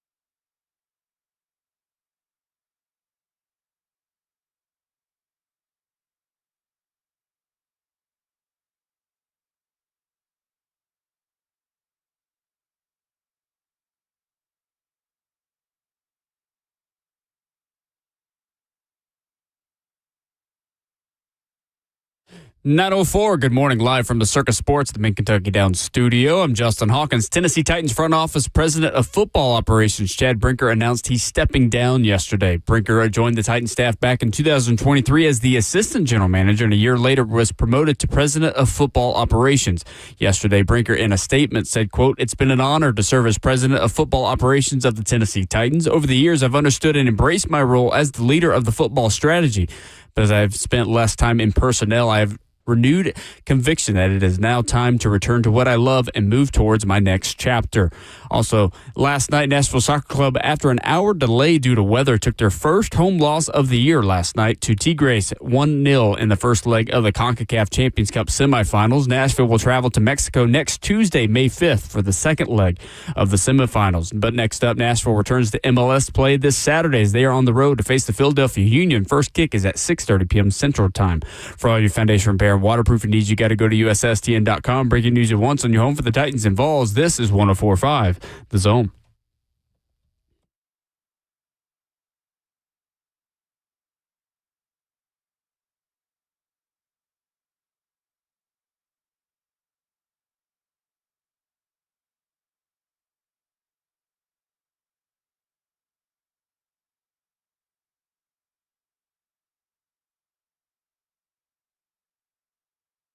Fourth and final hour of the show, getting started on this gloomy Wednesday morning in Nashville. There is never anything gloomy in this room on this radio show. We are chipper. We're ready to go. We're happy to be here. We are blessed to be talking sports with you in season, in the off season, and everything in between. Rhett Bryant is here for his weekly visit. Hello, dear. Walking through the Titans draft class with rookie minicamp coming up this week. There will be footballs passed around on grass in front of media this weekend for the first time in quite some time. And I'm, for one, excited about it. That's fair. How we doing? Yeah. Good morning. I'm doing good. I know we're going to, I won't talk a whole lot about the UDFAs that have been reported in this, other than to say there's some interesting characters. And I know we're going to go through the draft class, but I mean, the one that's going to get everybody's attention is Tyron Montgomery, the wide receiver from John Carroll University. Yeah. What an interesting story. Like, his path is like Maxie Anachor, the tackle that was taken early on because he didn't play football. Exactly. I mean, this dude, 5'11 and a half, 204, hands 8 7/8. Longer prospect, though, 32 3/8 arm, wing nearly 78. And he planned to be a basketball walk-on at LSU in 2019. Try it out, if I'm not mistaken. And then his mom got sick. Mm-hmm. His mom eventually passed last summer. Bless her heart. And then he tried to walk on in football at Houston because he's playing in the backyard with his brother. Videotaping stuff. Flag football in Miami. Finally goes in, Nicholls State and does some stuff and tries to figure out more eligibility, and then sets records at John Carroll University. John Carroll University, for those who don't know, is in University Heights, Ohio. It's part of the cradle of football kind of thing where Canton and all that is up in the Rust Belt. But over the last 2 years, Tyron Montgomery at John Carroll, 176 catches, over 2,600 yards, 32 touchdowns, 5 drops. This guy hadn't been playing that long. It's pretty good. But John Carroll, I went back and looked at it. It's a who's who has been involved in John Carroll football. It really is. You ready? It really is. Go ahead. Don Shula was a running back and defensive back there in the late 40s. Wow. Okay. London Fletcher played collegiately at John Carroll. Texans general manager Nick Caserio was a quarterback at John Carroll. What? Josh McDaniels was a wide receiver at John Carroll. Greg Roman was a defensive lineman at John Carroll. Wow. Former Chargers and Raiders general manager Tom Telesco was a wide receiver there. Dave Ziegler, the assistant general manager of the Tennessee Titans, was a wide receiver and a return specialist at John Carroll University. What the heck? That's actually crazy. That's pretty wild. Pretty wild, crazy. huh? Yeah, it is. It's like William and Mary producing all those coaches as well. It's the Division III version of William and Mary football. Yeah, I mean, that's why when you hear, people that maybe aren't super huge football fans or new to learning the sport, there's like Monmouth and Slippery Rock, and you start hearing names like that. You're like, there's a lot of heritage at these. There's a legacy at these places, but for that place to be no bigger than what it is, that's amazing. Yeah, it's awesome. That's awesome. And then you go find them. I'll say this though, too, legitimately, like it lets you know what scouting is looking like inside of the building when you go find guys from John Carroll. Sure. And take a chance on these guys to prove themselves. Like that's where you find that's how you save your job right there. And I remember talking about him Senior Bowl week of like, hey, this guy is really interesting and a fun project. And I don't know, Mason Kinsey, new Division III wide receiver just dropped. I don't know. There's going to be like an old fashioned Western showdown with tumbleweed in the locker room. Mason Kinsey's undefeated, man. I mean, there's only room for one Division III receiver around these parts. I'm not going to deny him, Rhett, at all when it comes down to it, but it seems to me that they trying to find ways to not make that a storyline for years to come. Babe, wake up. New Mason Kinsey just dropped. Yeah. but that's I say that as respect to both of them because you're right. He's stuck around. He has. Yeah, Tyron Montgomery got the Senior Bowl invite and did not disappoint. No, he didn't. Like, he's making plays against some top cornerbacks that were taken in night 1 and night 2. I love Golly. Rhett, obviously the big story of the day has been Chad Brinker's resignation. Yes. And I think that the headline, too, for Titans fans today as well is that Mike Borganzi is in charge of football for the Tennessee Titans. And Mike Borganzi put together the draft class last season, which performed well, considering you had an all-pro return man that you found on day 3 of the draft. You got contributions from all over that class, from everyone who was healthy, really other than Jackson Slater. And it remains to be seen what he is at the NFL level. But you feel like you've put together a good foundation of a draft class, and we're about to go through the names and the digits and the Charles Dickens stuff of all of it. Shout out Coach Mac. There it is. In the new draft class as well. But the headline this morning, Rhett, is that Mike Borganzi is in charge of football for the Tennessee Titans. And in a lot of ways, yes, the turnover continues, but there really isn't as much turnover with this move, more so than there is clarity about the guy in charge. That's been the case since January. That's exactly right. And you teed it up perfectly because that's one of the first things they did when the calendar flipped to 2026 is the statement from controlling owner Amy Adams Strunk saying that, and I'm paraphrasing here, but that Mike Borganzi was going to be a general manager in a traditional sense. Control of the 53, like you would imagine the title of general manager of a National Football League team to be. And you can look at that however you want. Maybe, and I don't know this, but maybe Chad Brinker saw that as a demotion. But, it also said in that release, that statement, that both of them would directly report to her and to ownership. And so, listen, Mike Borganzi has done a really good job in his, 15 months, nearly 16 months on the job. Mm-hmm.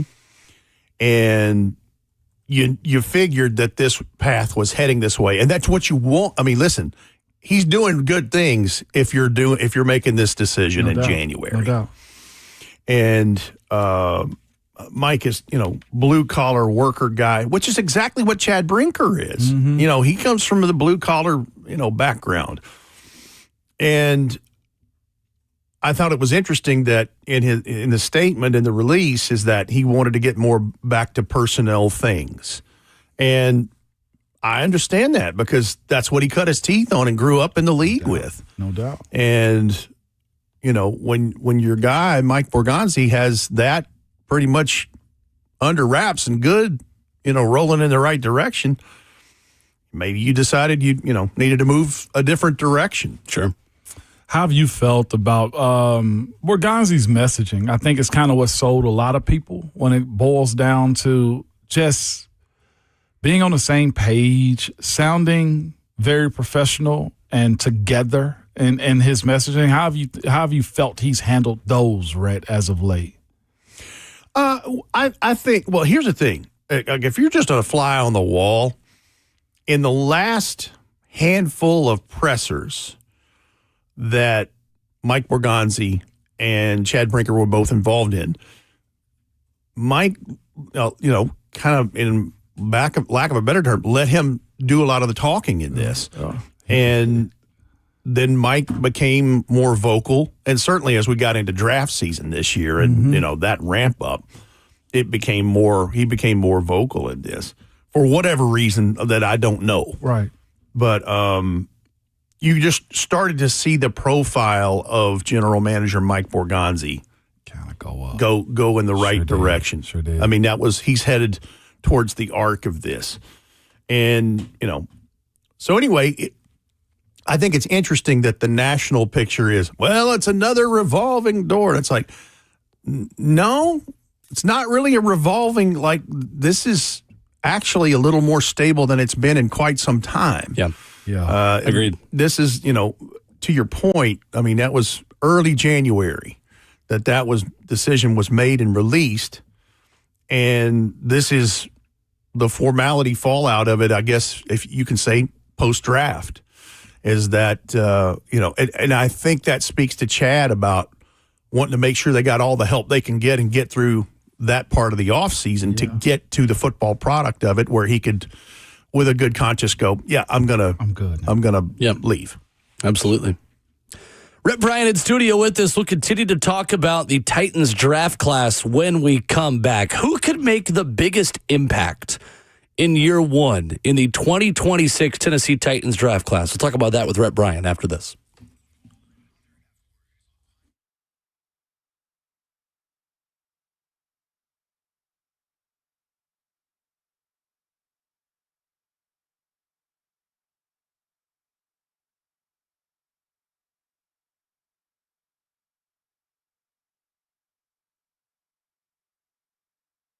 It's Ramon Foster for Hiller Plumbing, Heating, Cooling, and Electrical. Good people. Nobody likes dealing with any of those issues, whether they be plumbing, HVAC, or your electrical at all.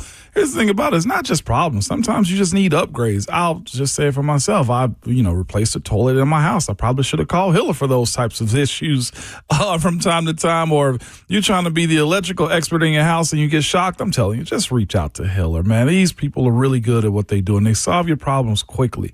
And the price you tell is the price that you'll actually pay with zero hidden fees or surprises on your bill at all. Hill has been in business for over 35 years and are family owned and operated. Their techs, very professional, experienced, and trustworthy. When they're on their way, you'll receive a photo of the tech that is coming to your house, a link to track them in real time so you're not sitting around wasting your time. The motto is, happy you'll be or the service is free. And they absolutely mean this. Listen, to book with Hiller or learn more about them, simply head over to happyhiller.com.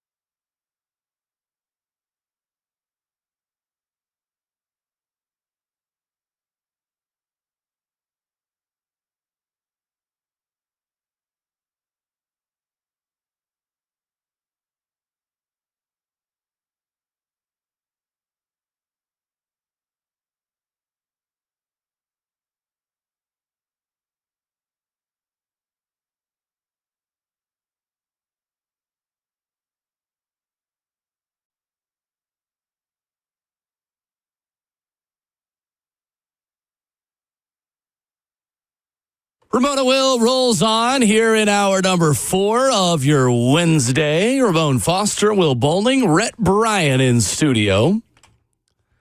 Going through the Titans draft class, Rhett, and I wanted to see what Jayhawk did there too. Roll with the changes. Oh, okay. That's some. Yeah, overhead. Oh, not over this guy's head. I was trying to bring it back from break. REO Speedwagon, Kevin Cronin on lead vocals. Just trying to stay in my lane. Did you know REO Speedwagon was actually an automobile maker? That's where they got their name. What's the name? Really? REO Speedwagon. So when they said it's time for me to fly, really thinking it's time for me to drive. Pretty much. I'll take it. I'll roll with you there. I know it's been a long few days for you and everything. I ain't going to leave you hanging, Will. After the turn of the century, the automobile or horseless carriage part of the world, there were automobile manufacturers by the thousands, literally, in the United States. I mean, they used to make cars here in Nashville over 100 years ago. Oh. But anyway, REO Speedwagon was an automobile manufacturer. That's where they got their name from. Yeah, they used to make Marathon vehicles here. That's where Marathon Motor Works. That was a car manufacturing plant. Nice. They only made those for a couple of years, but realize that. Yep. Can you imagine our parking lot these days, though, just tying up a horse outside and being like, all right, don't go anywhere. Like, I couldn't imagine living like that on a homestead. Yeah. Got to go find a bucket of oats to strap around his head, give him a little something to eat there. Instead of coffee, we'd have a refrigerator full of carrots to feed them. Sure. And hay bales out back. Indeed.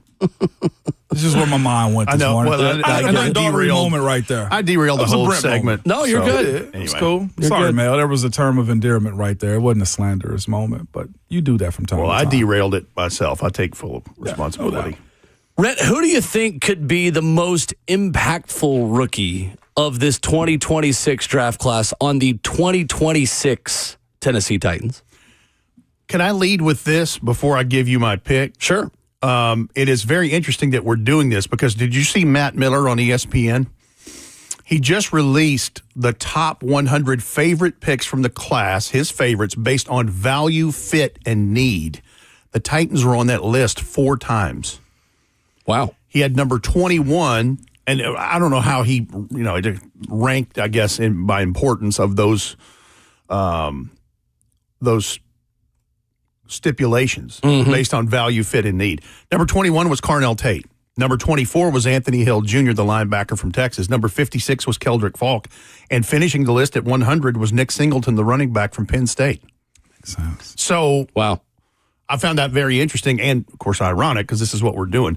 You want to say it's Carnell Tate, and I certainly hope that's the thing because you need to score more than 17 points per game. I'm going on defense, and I'm going Anthony Hill Jr., the linebacker from Texas. The young man is really, really impressive to be as young as he is. I was fortunate enough to see him in person in Starkville in Mississippi against Mississippi State, that game that went to overtime. He had 10 tackles, 4 for loss, and 3 quarterback sacks. The Texas defense has 7 total sacks. He had 3 of them. And a guy that had, early on in his tenure there, was an outside rusher, moved inside at Mike, linebacker, and did a nice job. Now, listen, like all these guys, he's got some developmental things to go, and they'll get that out of him, and they'll work him. I mean, Robert Saleh will mold that to what he needs. But I really like that pick. That and the Nick Singleton pick might be my favorites out of this thing overall. And I really like top to bottom pretty much what they did. But Anthony Hill Jr., I just think he can be an enforcer on this thing. And the way he's set up defensively, too, in a good way, he can fly with those veterans, man, in a way that allows him to just show, one, his athleticism. He's had time on task at Texas with him playing that position as well. And you got to think with Robert Saleh's ability to teach and guide guys to being better, like this, to your point, is a real good scenario for guys, a high caliber draft pick at this point, because the second round pick to me is just 2 ticks away from a first rounder. Sure. And him and this defense with the surrounding parts, Red, I don't want to, barring injury, he could be up for it. I'm going to just start it off like Rookie of the Year, Defensive Rookie of the Year. I know Caleb Downs is in this conversation. Arvo Reese is a guy that's David Bailey. Sonny Styles. We saw a second round. Yep. We saw a second-round linebacker last year from Cleveland win Defensive Rookie of the Year. Carson Schlesinger. So similar style of defense attacking. You know they're going to get after it. They got the D-line up front to kind of pave the way for him. He could have that type of year. 7 forced fumbles the last 2 seasons for Anthony Hill Jr. Yeah. And let's double down on what you just said. With what they've done in free agency in the front four. It's the 4-3 base. Yep. What they've done up front in free agency to help Jeffrey Simmons could be another double down factor on that. Because if you've got guys setting the edge and funneling everything to the middle of that thing, there he is. No doubt. With Cedric Gray and with Cody Barton and James Williams, I like it. I think that's a chance to set him up for success. Let's go to Keldrick Falk next, Rhett, because we've spoken so much about Carnell Tate, and I feel like Keldrick Falk, too, as another first-round pick, is a really interesting fit within all of this and the way that the defense is going to operate. We've spoken so much about how Keldrick Falk is tailor-made to play in this defense. Why is that the case, in your opinion, that Keldrick Falk is a perfect fit as a 4-3 defensive end? He fits the length and the frame and the earmarks that you're looking for. Like if you look at Jermaine Johnson, who they traded for, who played for Robert Saleh with the Jets, their profiles are similar in terms of frame and length and size, those kinds of things. Yep. And I think that's where it starts. And then the other part of it is just his love for football. And I think that's the DNA through all of this is all of these guys have high football character and good character by all indications off the field, period. I read that story about his mom, LaKendra, and somebody asked her, when did you realize Keldrick loved the game of football? He said he was 8 years old playing Pop Warner, and the other team they were facing had to forfeit one afternoon because they didn't have enough players. Now, Keldrick's 8 years old. Yeah. He's crying, walking back in the car. And she's like, son, why are you crying? Because I didn't get to hit anybody. That's what you're looking your own heart. That's what you're looking for. That's when he knew. That's what you're looking for. Here's the other thing that I think can set up Keldrick Falk for success, because there was a dip in production from 24 to 25. And again, all these young fellas have things to work on getting into an NFL facility with all the resources available to them. Right. But, Robert Saleh said it last week in one of his pressers that they will keep 8 or 9 of those guys up on Sundays and will rotate the you-know-what out of them. And he even said about 60% of the snaps is the ceiling because he wants to keep them fresh and rolling.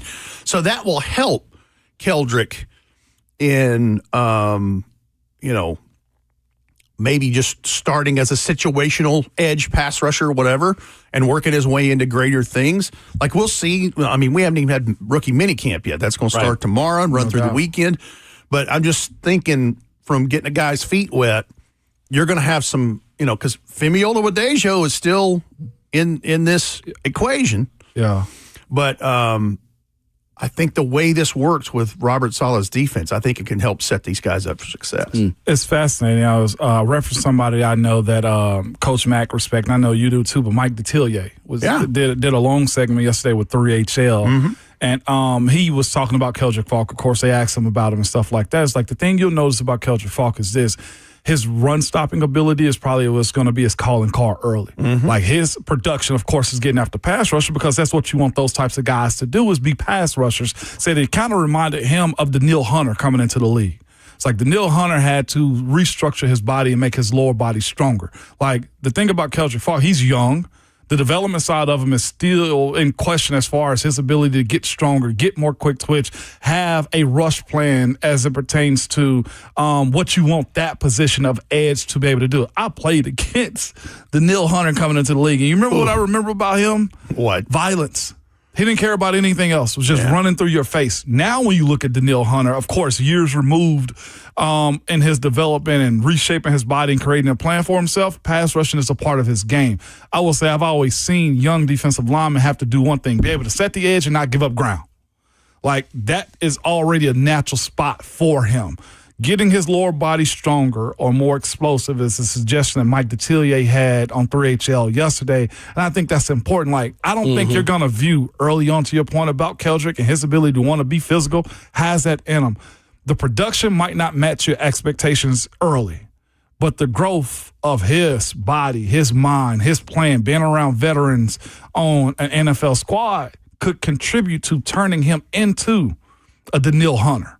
That's what you're looking for. Getting 6, 7, 8 years out of a guy as a former first rounder, that's a successful draft. Not saying that that's his pathway, but I want to pump the brakes on the expectation as far as he's a first round draft pick. He's supposed to go down. Sometimes we got to dress this thing up a little bit. Especially in this class. Class. And I would also reiterate again, at his age.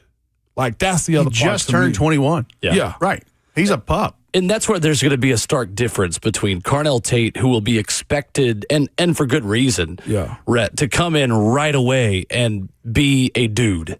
And for him and Cam Ward to hit the ground running really quickly, it's not fair to expect the same of Keldrick Falk, who does need refinement as a pass rusher, but I think provides you a really high floor the second he steps in the field because of his ability to set an edge and help you stop the run better, which you're going to need because that was a big job for T. Sweat. And I know Tavondre Sweat wasn't a perfect fit for this new system, but for all the other stuff and noise around Tavondre Sweat and Jeffrey Simmons together were really good run stoppers when they were on the field together. And you have to do work to replace that, and Keldrick Falk is a part of that effort. Well, and let's take it a step further because Ramon hit on it, and I think he's exactly right. You've got Jeffrey Simmons as a wealth of knowledge, and John Franklin Myers and Jermaine Johnson, who is going to be playing that other spot and knows what Robert Saleh expects of that type of position. Now, I know that each different end has a different responsibility. Jermaine Johnson is more of the stay in there and do it, but the other one is Saleh said first and second down and then rotate inside, and they keep rotating stuff out. But he has a wealth of knowledge and veterans, and clearly Keldrick Falk is a guy that wants to learn and wants to. I think that can be said about every one of these guys in this draft class. They all have high football character. I'm just going back to that 2015 Minnesota Vikings team, too. It's the same scenario that Keldrick Falk is in. They had Brian Robeson. Got 5 sacks in the year, and they also had Everson Griffin.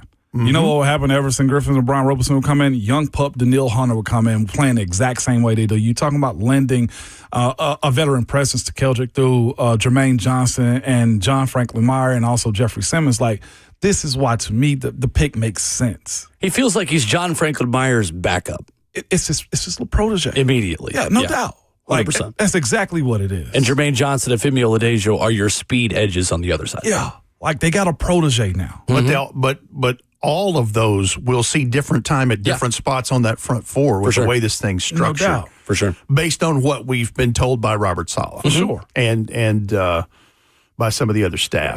Griffin was a headache. God. Oh, sure. Absolutely. But you're right about that development of Daniil Hunter, because Daniil Hunter became one of the highest paid edge pass rushers. He developed a pass rush plan. Yeah. Right. He applied the things he learned and studied and was taught and worked his rear end off for.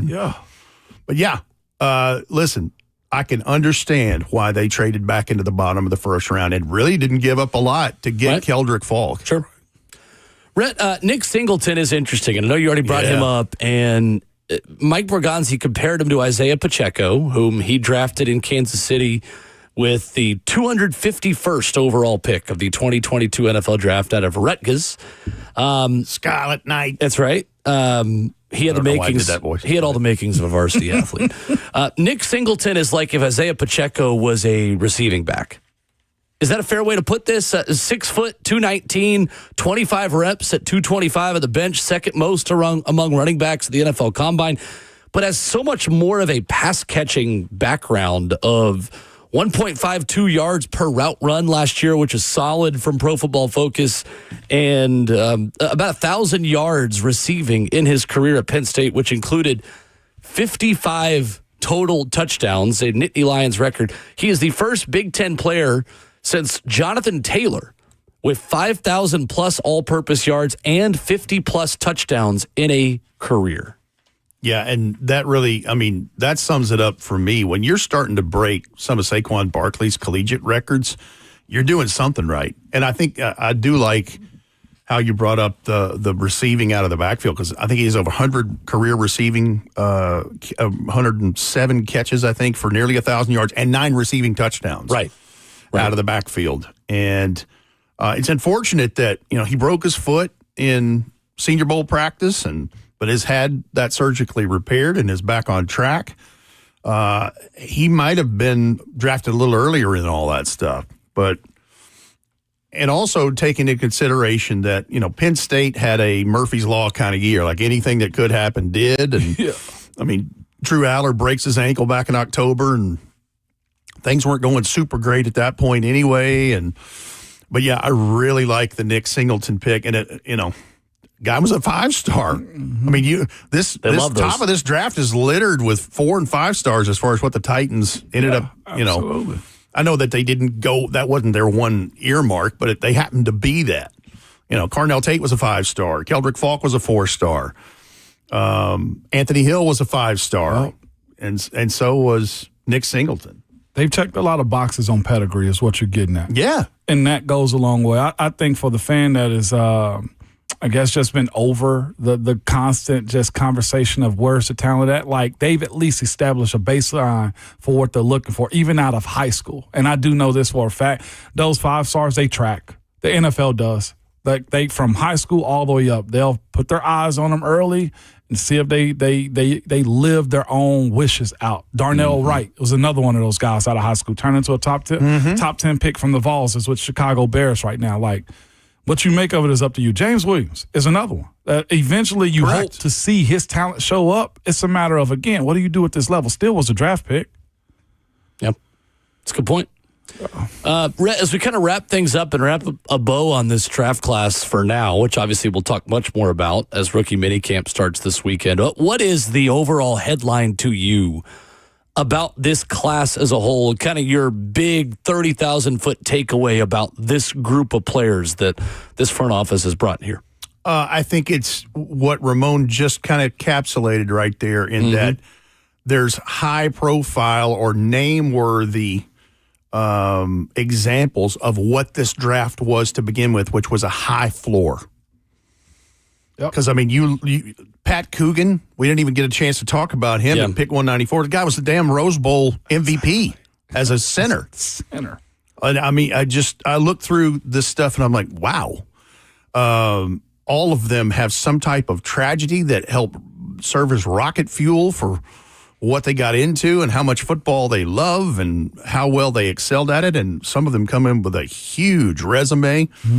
But I would say the experience in some of it in the first 2 days of the draft is more youthful with a lot of experience because they went to big programs and were highly recruited. And then the second half, a little older rookies that still have quite a resume. I love it. No doubt about it. Rhett Bryan brings quite a resume to Ramon and Will Wednesdays at 9 o'clock here with us for his weekly visit. Rookie minicamp this weekend. Lots more to discuss as we get to know these guys and watch them play a little bit of football. Thank you, Rhett. Appreciate you all. Rhett. When we come back, no one wanted it, but we're getting it. An expanded NCAA basketball tournament that we'll talk about after this.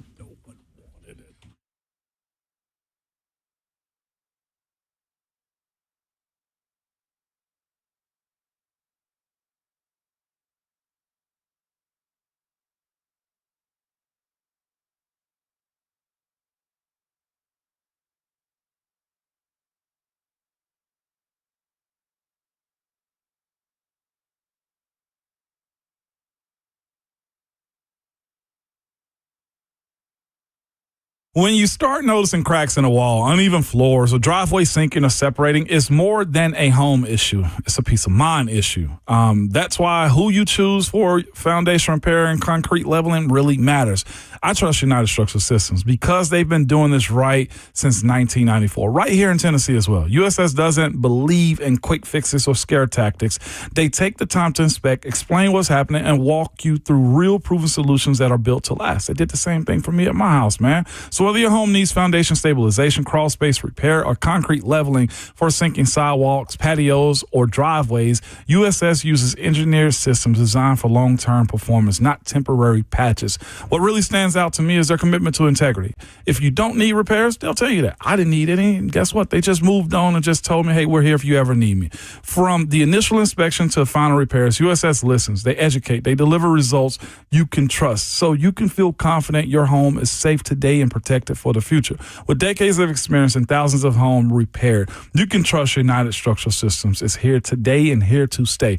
Learn more and schedule your inspection at ussTN.com. United Structural Systems, committed to our customers, invested in what matters. We are USS.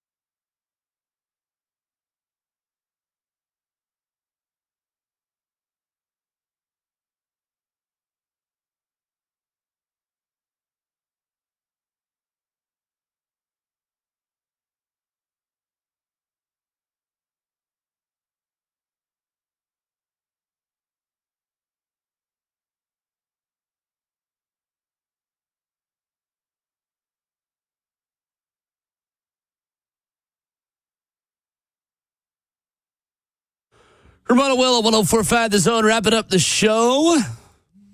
Buck Rising on deck. The NCAA tournament is expanding to 76 teams, and everyone hates it. But the NCAA will make more money, so it's happening. Officials reportedly met with tournament's various media partners last week to finalize the proposed expansion, according to ESPN. And all sides are in agreement on money and making more of it. No, that's not what the report says. That's what I'm saying. All sides are in agreement on the terms of updated media contracts, though nothing has been formally signed, per Pete Thamel. According to the 76-team proposal, the additional 8 teams would be added to the current first 4. So this is Tuesday and Wednesday. We get more hoops. This is probably going to happen, by the way, in 2027, this upcoming season. Oh, yeah. So the full 64-team first-round slate still kicks off the opening weekend. The newly expanded play-in round will feature 24 teams playing 12 games over 2 days before the winners join the other 52 teams already in the traditional first-round format. The new opening round will still include both at-large and auto bids, with all 4 16 seeds and 2 15 seeds, representing half the field. Matt Norlander had that part at CBSSports.com. The final 12 teams will be a mix of 11, 12, and possibly 13 seeds. So, Ramon, I found via Twitter, Kevin Sweeney put this out there. This is what the play-ins would have looked like. You ready for this? Talk to me. This is what the play-in games would have been. You would have had 6 at-large play-ins that would have happened and 6 automatic qualifier play-ins. 13-seed Arizona State would take on 13-seed Cal. 12-seed Oklahoma State, 12-seed Virginia Tech. 12-seed Indiana football school would have played 12-seed Oklahoma. 11-seed Auburn, that's NIT champions, Auburn, you. 11-seed Auburn would have played 11-seed San Diego State. And then you would have had the 2 first 4 games that actually happened. SMU, Miami of Ohio, who, of course, got drugged by Tennessee, and Texas, NC State. The automatic qualifiers, you would have also had Lehigh, Prairie View, Howard, UMBC, Queens, LIU, Furman, Siena, Kennesaw State, Wright State, Idaho, Tennessee State. Yeah. Thanks, I hate it. I'm going to be honest with you. I like it. You know why? It brings back the excitement to the first round. We didn't have many fireworks this year in the first round. Does it, though? It will, because when it gets down to crunch time and one of these lower tier teams, these play-in teams, will have a level of excitement I think we somewhat lost in the first 2 rounds, to be quite honest with you. Who was it that lost early this year? Just looking back up. The first 4 was exciting, though. Yeah, but you get even more of it, though. Like, that's the way I'm looking at it. For all of the cakewalks that teams have had as of late, because so many are transferring out, this gives your Indiana, who's a traditional basketball school. I know, but it gives them the ability to have an exciting moment to where you only had, what was it, Miami of Ohio, and I forget who else it was early in the tournament. This, to me, creates chaos earlier than expected, because I feel like we're losing it with how the tournament is playing out right now. Absolutely love this. I know it's a crazy way to do the round of 64, but yeah, I like it. I mean, I'm going to watch it. Like, more basketball is good, and come March, I'll be great with it. I don't love that we're awarding mid-Power 4 teams, because that's all this is going to be. It's the Auburns of the world. It's of this year. It's Auburn, Indiana, Cal. It's mid-500 level Power 4 teams that are really going to make it. Like Vandy Chris says, the chat, at least Belmont would have made it. They wouldn't have. Based on that seeding, based on what I just gave you from Kevin Sweeney, they still wouldn't have made it last year. Like, we're going to say, in theory, this will get more mid-majors in. In reality, it just gets more mid-Power 4 teams in. It is. And that, to me, I think is a payback for all of the Power 4 players that are going to bigger schools like Michigan and Tennessee and Kentucky and Arkansas. This, to me, satisfies the coaches that still have the desires of making the tournament. I'm for it. I mean, the play-in gave you Texas, who made it. This is very true. A good ways. For me, what it does is it gives you more exciting basketball before the tournament starts, because the actual tournament, the first round, there's a lot of blowouts. Yep. You're not going to see a lot of blowouts here, and I think that's probably the most exciting part. But other than that, I'm on Will's side. I'm not for it. Slay says in the chat, same thing they're doing to the college football playoff. I agree. I don't love that either. Yeah. I think it's a better playing field for basketball than it is on football, though. Well, football is less of a any given day sport. Yeah. In general, like you get more upsets because, I mean, for countless reasons. Like any given day, you can go cold from beyond the arc, and Florida can lose to Iowa. Yeah, you know, like no doubt. These things happen more in basketball than they do in football. That being said, this is being done for one reason: dollars and cents. Light work. Just to make the rich mahogany a little bit richer in offices of presidents and television executives all around America. A little bit more chaos. Back at it tomorrow morning, bright and early, 6 a.m. Lots of reaction to come. Big Orange Caravan today. 3HL has got a loaded guest list. Danny White, I believe Kim Caldwell, Josh Heupel, and Rick Barnes in one show. If you're a Tennessee fan, you've got to be locked in. You should always be locked in, but even more locked in. Turn the volume up to 11 today from 3 to 6. Break the knob, baby. But remember at all times, your Twitter fingers and your mic is always hot.